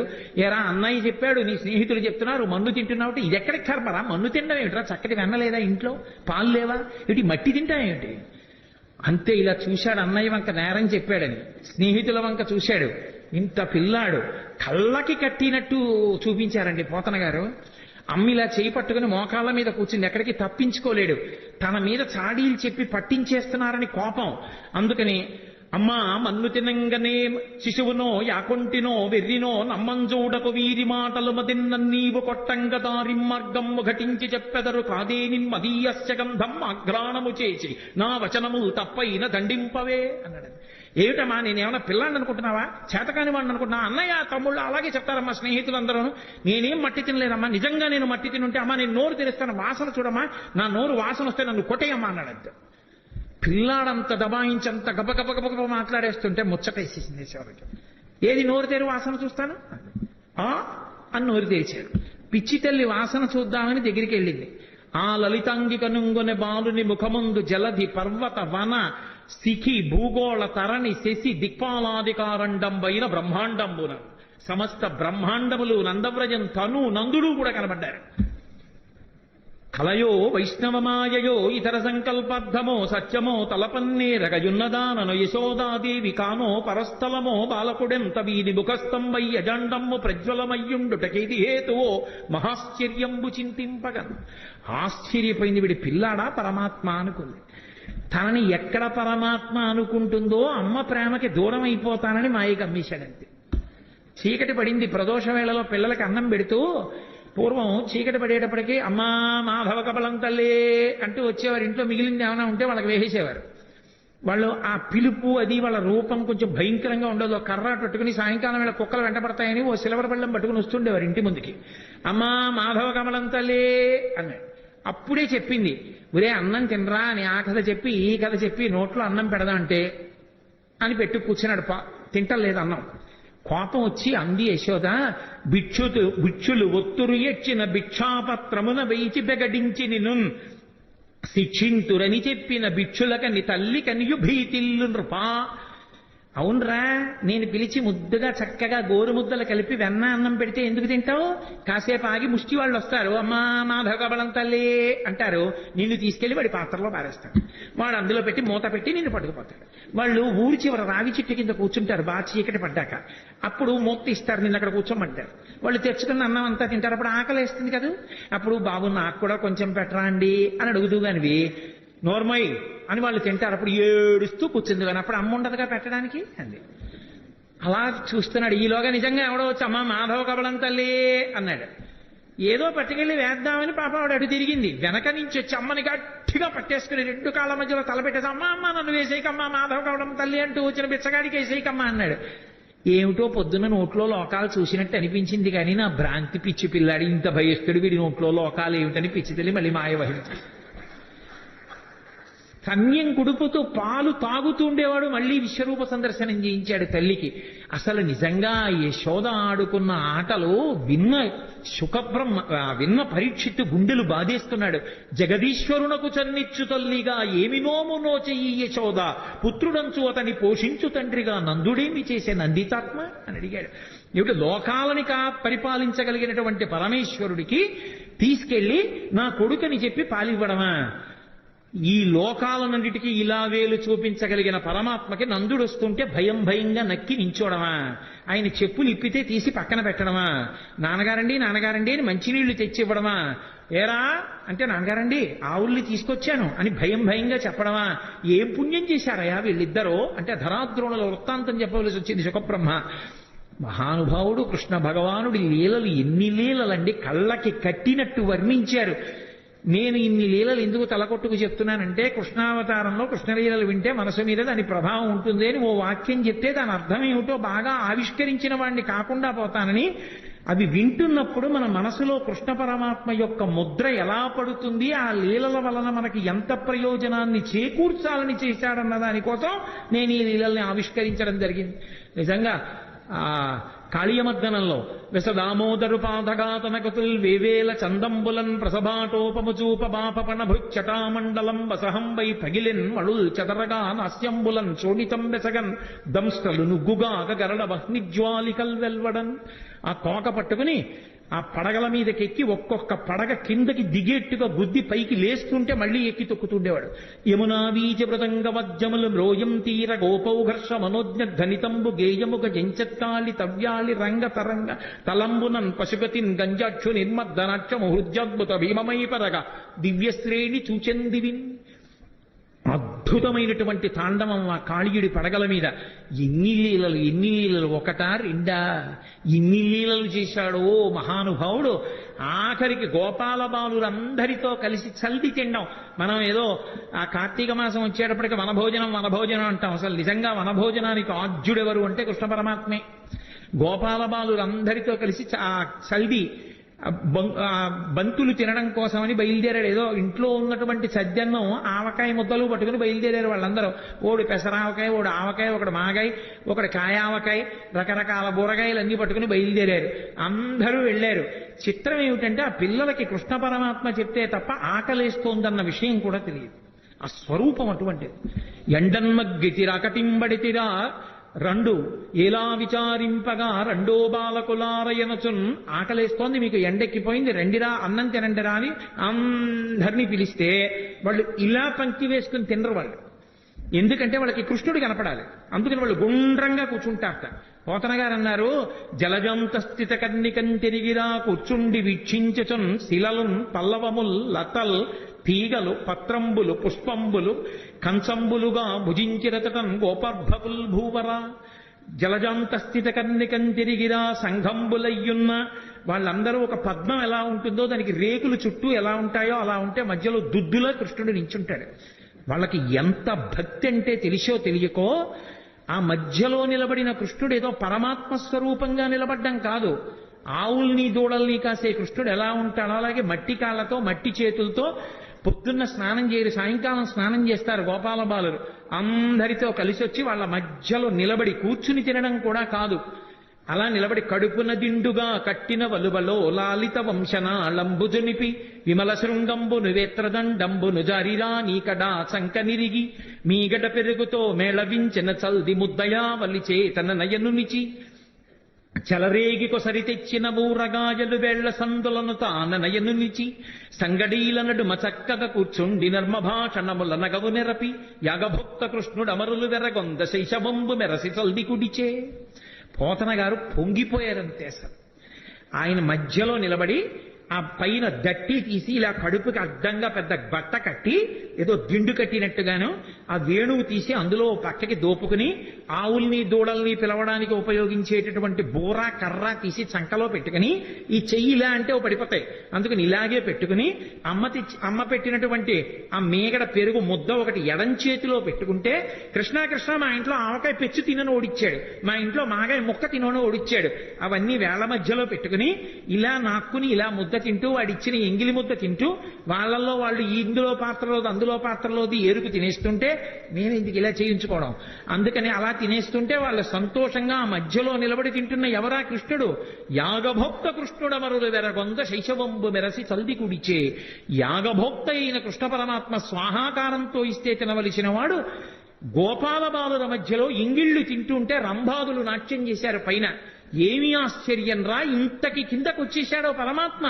ఏ పాములెరుగక ఏ పారు మేటికి పశుల కాపరి ఇంట పాము కలిగే, ఏ కర్మయును లేక వెలయునొక్కటికి ని జతకర్మంబులు సంభవించే, ఏ తల్లి చనుబాలు ఎన్నడెరుగని ప్రోఢ తల్లి యశోద చన్నుల పాలు త్రావనిరిగే, ఏ హాని వృద్ధుల నెరుగని బ్రహ్మంబు పొదివిటిలో వృద్ధి పొందనుందే, ఏ తపములనైన ఎలమి పండని పంట వల్లవీజనముల వాడపండే, ఏ చదువులనైన ఇట్టిట్టెదనరాని అవయవముల యందు అందముందే. ఏమి అద్భుతం! వికారములు లేని పరమాత్మ యజ్ఞభోక్త వీళ్ల మధ్యలో నిలబడి సద్యన్నం తింటున్నాడా అని తెల్లబోయారు. అది కృష్ణావతారం అంటే అంత కిందకొచ్చేసింది. బ్రహ్మగారు ఆశ్చర్యపోయి వాడు పరమాత్మ అని ఆవుల్ని దూడల్ని దాచేశాడు. ఏమీ తెలియని వాళ్ళే వెళ్ళి చూశాడు. ఓహో, నా కొడుకు నా నాభికమలంలో పుట్టినవాడు నన్నే మాయి చేద్దామని ఆవుల్ని దూడల్ని పట్టుకుపోయాడు. ఆయన పట్టుకుపోతే నేను సృజించలేనా ఏమనుకున్నాడు.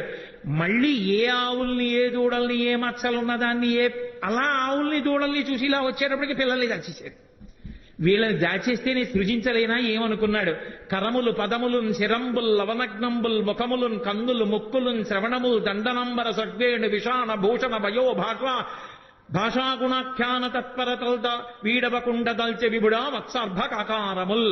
ఏ ఆవు, ఏ దూడ, ఏ తోక, దేని అలవాటు ఎలా ఉంటుందో, ఏది కుమ్ముతుందో, ఏది సాధువుగా ఉంటుందో, ఏది ఎంత పాలిస్తుందో, ఏ పిల్లాడు ఎలా ఉంటాడో, ఎవడికి పుట్టుమచ్చలు ఎక్కడుంటాడో, ఎవడు సన్నగా ఉంటాడో, ఎవడు లావుగా ఉంటాడో, ఎవడు ఎక్కువ తింటాడో, ఎవడు తక్కువ తింటాడో, ఎవడు పరిగెడతాడో, ఎవడు కూర్చుంటాడో, ఎవడు నీరసంగా ఉంటాడో, ఎవడికి అనారోగ్యమో, ఆ పిల్లల కింద, ఆ ఆవుల కింద, ఆ దూడల కింద తానే మారిపోయాడు. ఇంటికి వెళ్ళేటప్పటికే పోని తల్లులు గుర్తుపట్టగలరా? ఏ తల్లులకే బాలకు లేతెరుగున తిరిగి ప్రీతి కలిగింతురుమున్ నా తల్లుల కాబాలకు లాతెరగున ప్రీతి చేసిన వనీనాథ అన్నాడు సుఖబ్రహ్మ.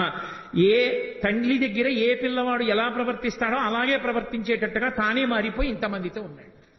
బ్రహ్మగారు అలా లోపలికి వెళ్ళి అన్నీ బంధించి పైకొచ్చి చూశాడు, అలాగే ఉన్నాయి. మళ్ళీ ఇప్పుడు ఆయన తెల్లబోయాడు.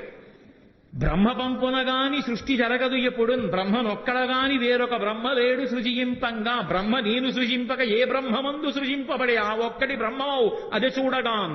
బ్రహ్మ నేను సృష్టించాలి, నేను సృష్టించకుండా ఇవన్నీ ఎవడు సృష్టించాడు? ఓహో వాడురా బ్రహ్మమో పరబ్రహ్మము, వాడు నన్ను కన్న తండ్రి. పరిగెత్తుకొచ్చాడు. వచ్చి ఆవుల్ని దూడల్ని కాస్తూ వెన్నముద్ద తింటున్నట్టుగా నిలబడినటువంటి చిన్ని కృష్ణుడి కాళ్ళ మీద పడిపోయాడు. పడిపోతే అప్పుడు అది కృష్ణావతారం యొక్క మహాత్యం. అంటే బ్రహ్మగారంతటి వాడు ఇలా బ్రహ్మపదంబు వేదములకన్ వీక్షింపగానాని నిన్నీ లోకంబున ఈ వనాంతరమునంది మందలో కృష్ణయం చాలాపాది సమస్త భావములి నీయందే నిక్షేపించు ఈ వ్రేలందొక్కని పాదరేణువులపై వెష్టించినం చాలదే అని అడిగాడు. నాకొద్దు దిక్కుమాలిన బ్రహ్మపదవి తీసేయి. ఇంతమంది పిల్లలు ఎన్నడునైన యోగి విభులవ్వని పాద పరాగమింతయున్ కన్నుల కానరట్టి హరి తద్దయు కైవడి చేడియాడుచున్ కౌగిట చెచ్చుచున్ తన్నుచు గుద్దుచున్ నగచు తద్దయు కైవడి కుడియాడుచున్ మన్నన చేయు వల్లవ కుమారుల భాగ్యము వింతయొప్పునే. పరబ్రహ్మమైనటువంటి నువ్వు ఈ భూమండలం మీద ఆడుకుంటుంటే ఏమీ తెలియని గోపాల బాలులు నిన్ను కౌగులించుకుంటున్నారు, తంతున్నారు, గుద్దుతున్నారు, నీ మీద పడుతున్నారు. అదా అదృష్టం, బ్రహ్మపదవి అదృష్టమా? ఎందుకొచ్చింది? మాయ కమ్మింది నాకు, వద్దు తీసేయి. ఈ గోపాల బాలులలో ఎవరి పాదానికైనా అంటుకున్న ధూళి నా నాదు తలకాయల మీద చల్లుకుంటాను, నాకు అనుమతి అన్నాడు. అహోభాగ్యం నందగోప వ్రజౌకసాం యన్మిత్రం పరమానందం పూర్ణం బ్రహ్మసనాతనం అంటారు వ్యాసుల వారు మూల భాగవతంలో. అంత అద్భుతమైనటువంటి అవతారం.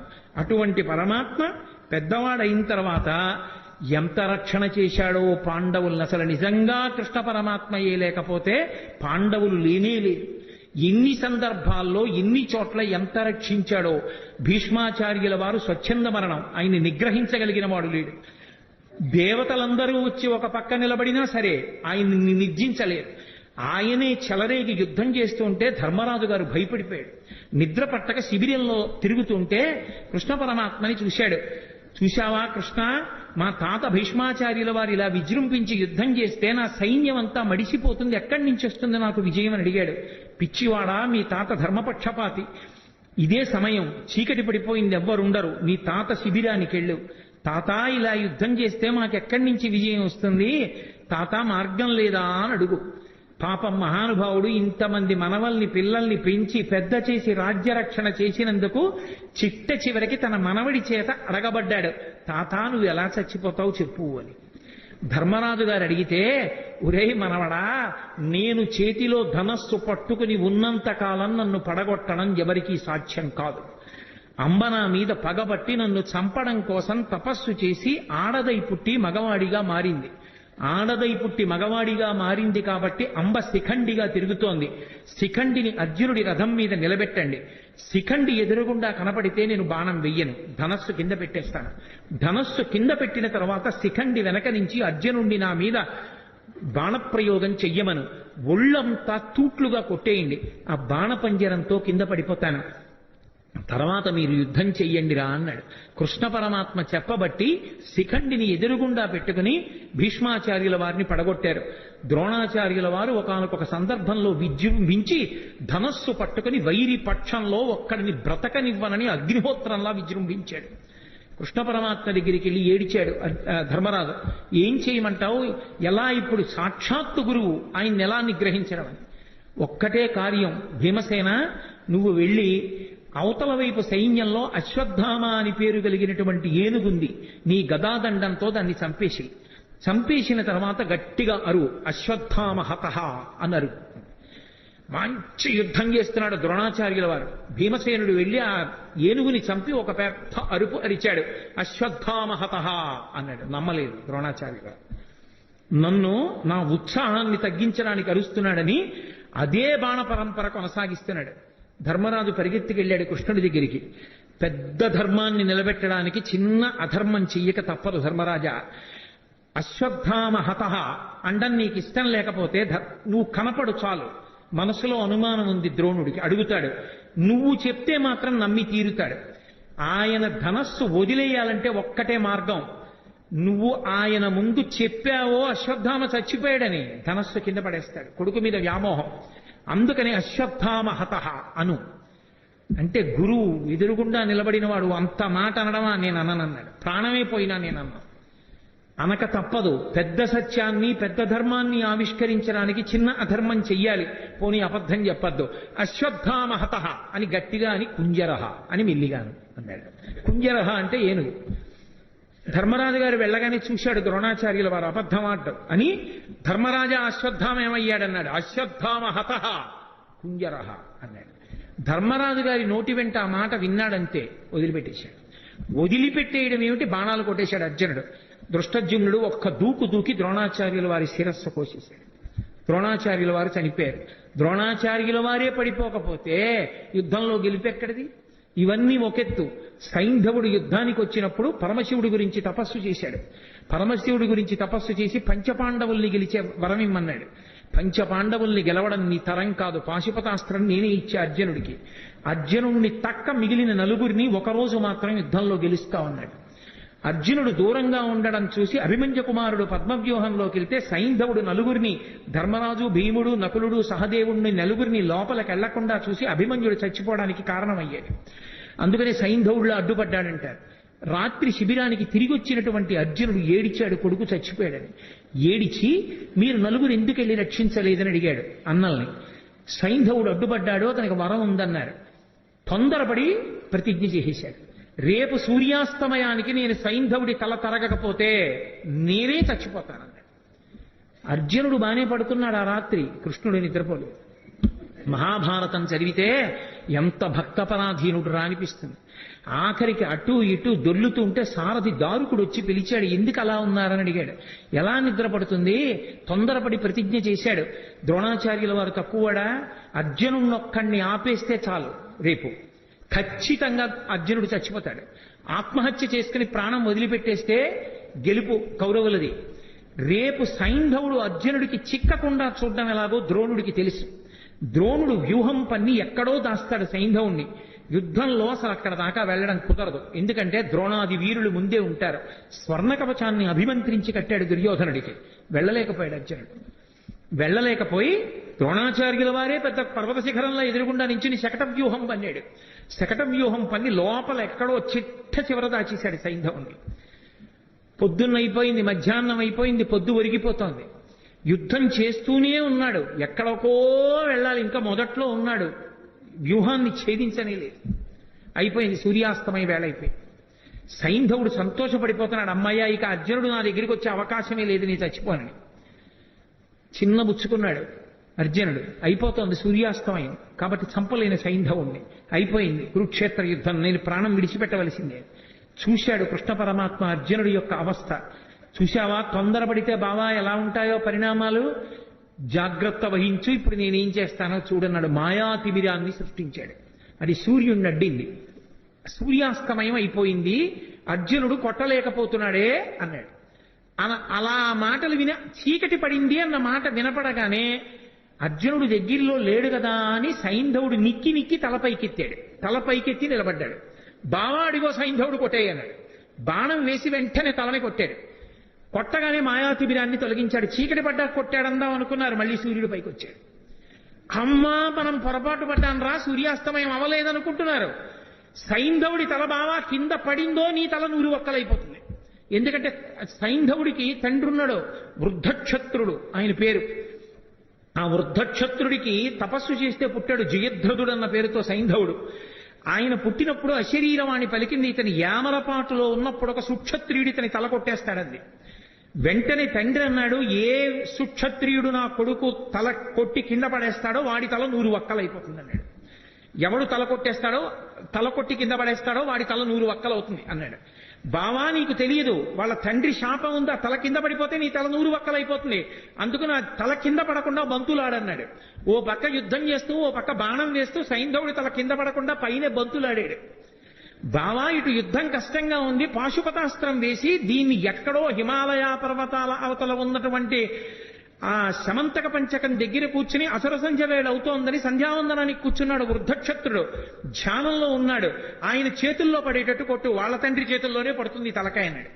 తిన్నగా పాశుపతాస్త్రం వేస్తే సైంధవుడి తలకాయ వెళ్ళి వృద్ధక్షత్రుడి చేతిలో పడింది. ఇదేమిట్రా అర్ఘ్యమిద్దామంటే చేతిలో తలకాయ పడింది, చెయ్యని ఇలా అన్నాడు కొడుకుని చూసుకోకుండా.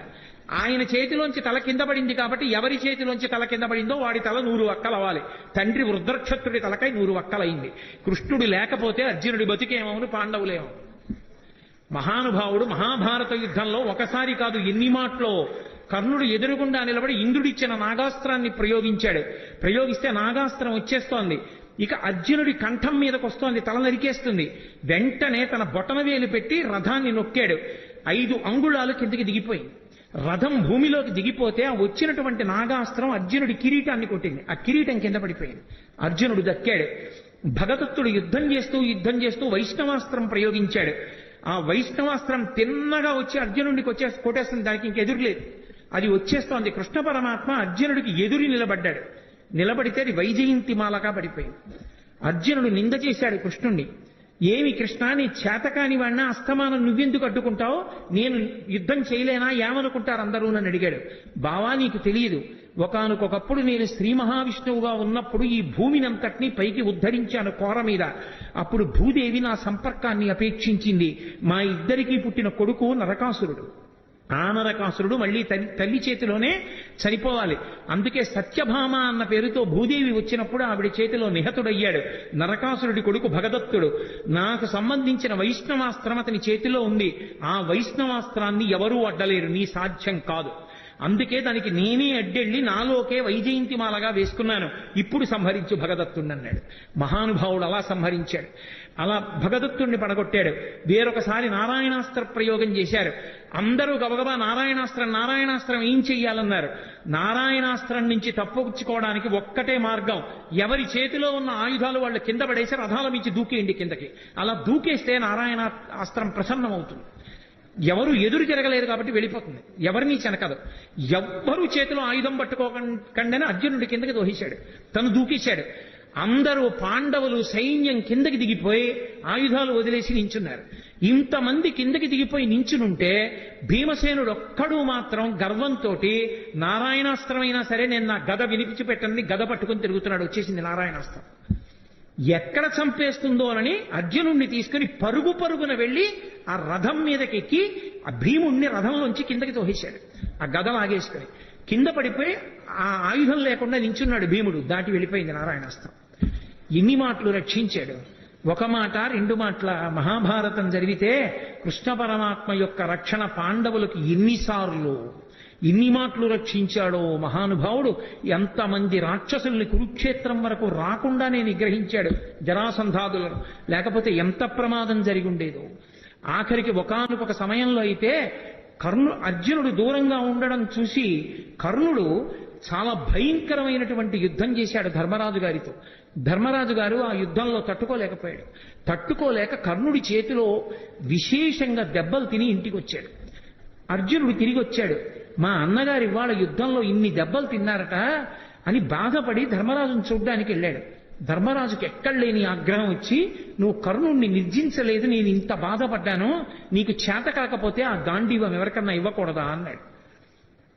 వెంటనే అర్జునుడు కృష్ణుడి వంక తిరిగి అన్నాడు, గాంధీవం నీకు చేత కానప్పుడు ఎవరికైనా ఇవ్వకూడదా అని నన్ను ఎవరైనా అంటే వాళ్ళని చంపేస్తానని ప్రతిజ్ఞ చేశాను.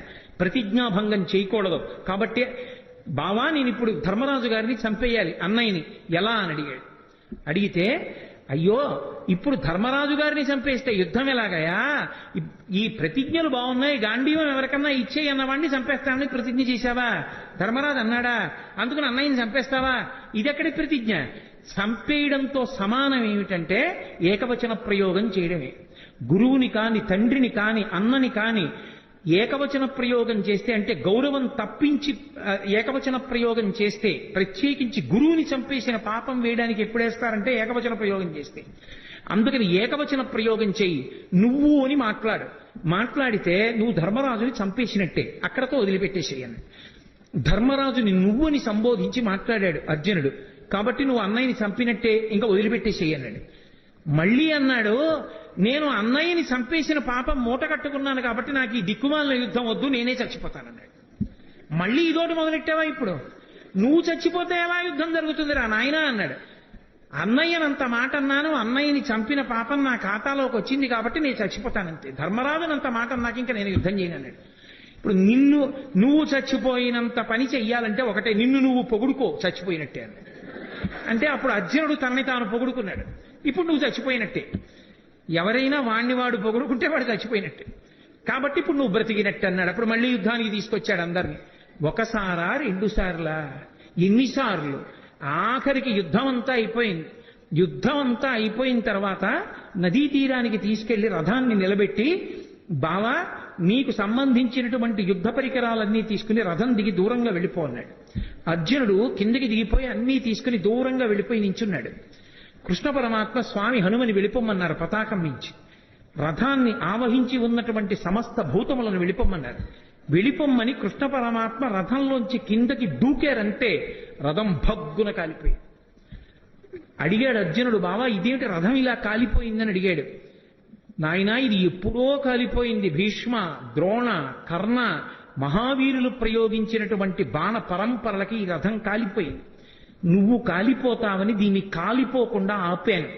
ఇప్పుడు ఇక యుద్ధంలో విజయం సాధించావు కాబట్టి ఈ రథాన్ని కాలిపోవడానికి అనుమతించాను. కాబట్టి బావా రథం కాలిపోయింది అన్నాడు. నిజంగా కృష్ణ పరమాత్మ యొక్క అండే పాండవులకు లేకపోతే గెలవగలరా? మహానుభావుడు యుద్ధంలో నిలబడ్డాడు కాబట్టి రక్షించాడు.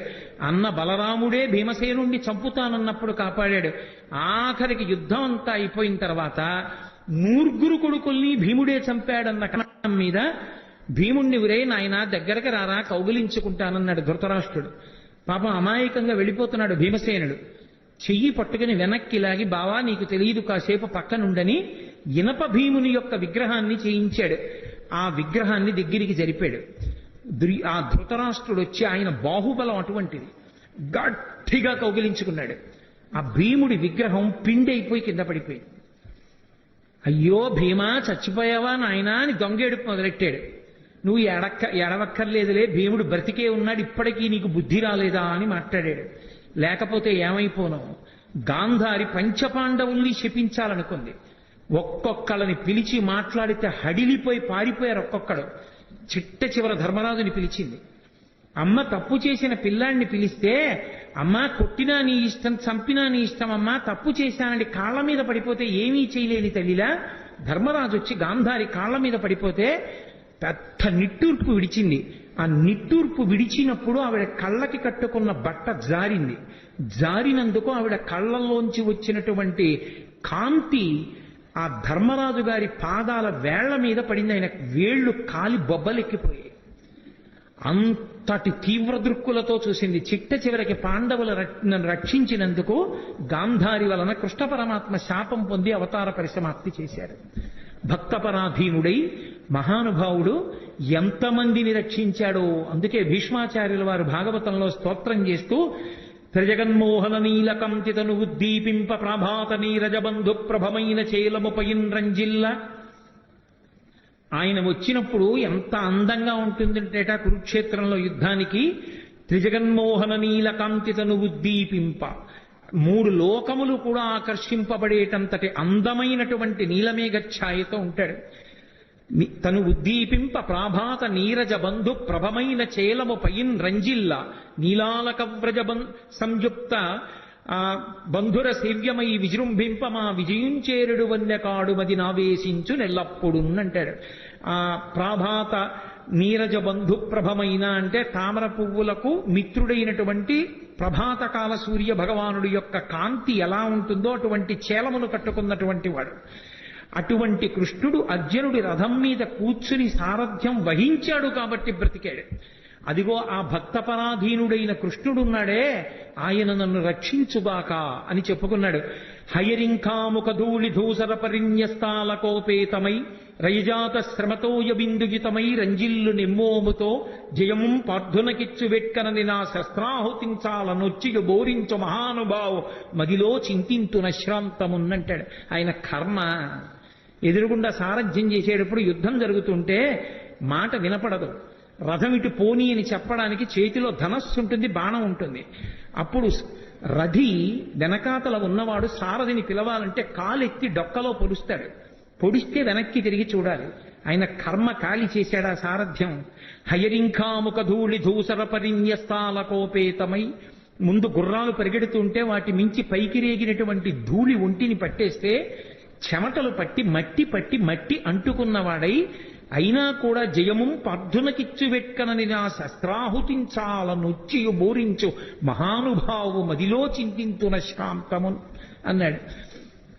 నేను అన్ని అస్త్రాలు ప్రయోగిస్తుంటే వాటి ధాటికి తట్టుకుని ముందు సారథి మీద వేస్తుంటే సారథికి తగులుతాయి కాబట్టి వెనక అర్జునుణ్ణి రక్షించడానికి నా బాణములను ఎదుర్కొన్న కృష్ణుడున్నాడే, ఆయన నా మనస్సుని ఆవేశించుగాక.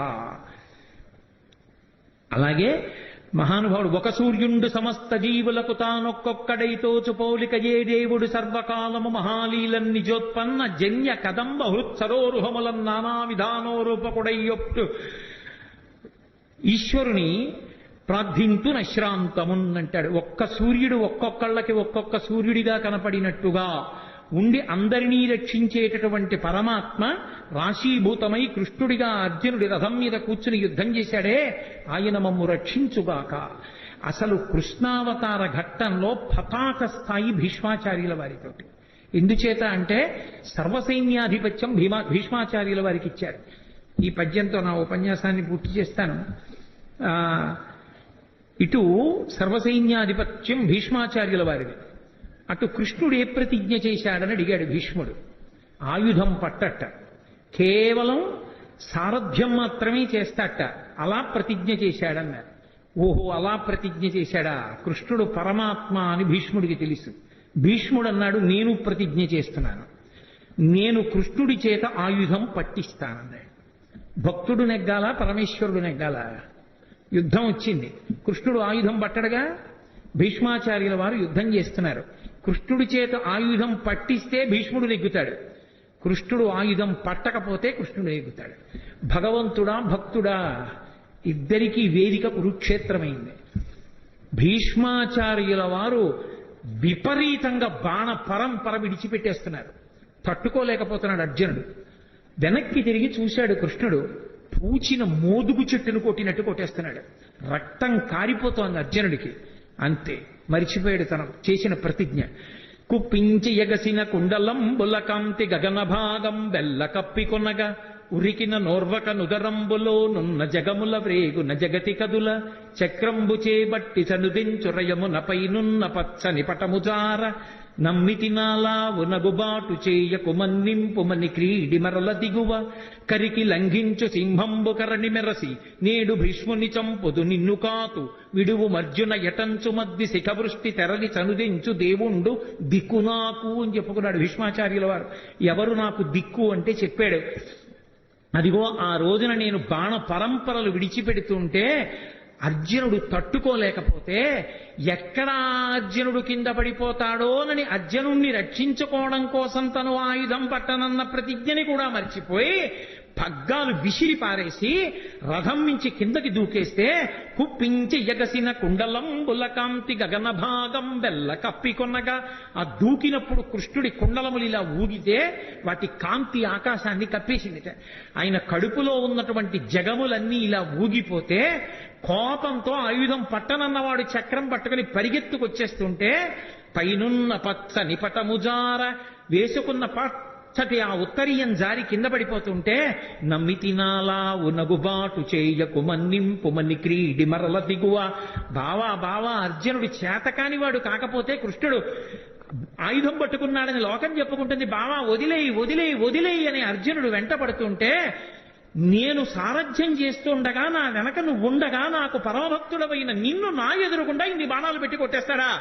సంపేస్తాను ఇవాళ భీష్మాచార్యుల వారిని ఏమనుకుంటున్నాడోనని కరికి లంఘించు సింహంబు కరణి మెరసి నేడు భీష్ముని చంపుతూ నిన్ను కాకు విడువు మర్జున యటంచు మధ్య శిఖవృష్టి తెరలి చనుదించు దేవుండు దిక్కు నాకు. అర్జున విడిచిపెట్టవాయా? ఏమిటి మాట్లాడుతున్నావు? నేనుండగా నిన్ను చంపుతాడా? ఏమిటా బాణాలేయడం? సంపేస్తాను ఇవాళ భీష్ముడిని తన ప్రతిజ్ఞ కూడా మరిచిపోయి చక్రం పట్టుకుని పరిగెత్తుకుంటూ వచ్చి నన్ను చంపేద్దామని వచ్చేసినటువంటి భక్త పరాధీనుడైన కృష్ణ భగవానుడు ఉన్నాడే, ఆయన నాకు దిక్కని చెప్పుకున్నాడు భీష్మాచార్యుల వారు.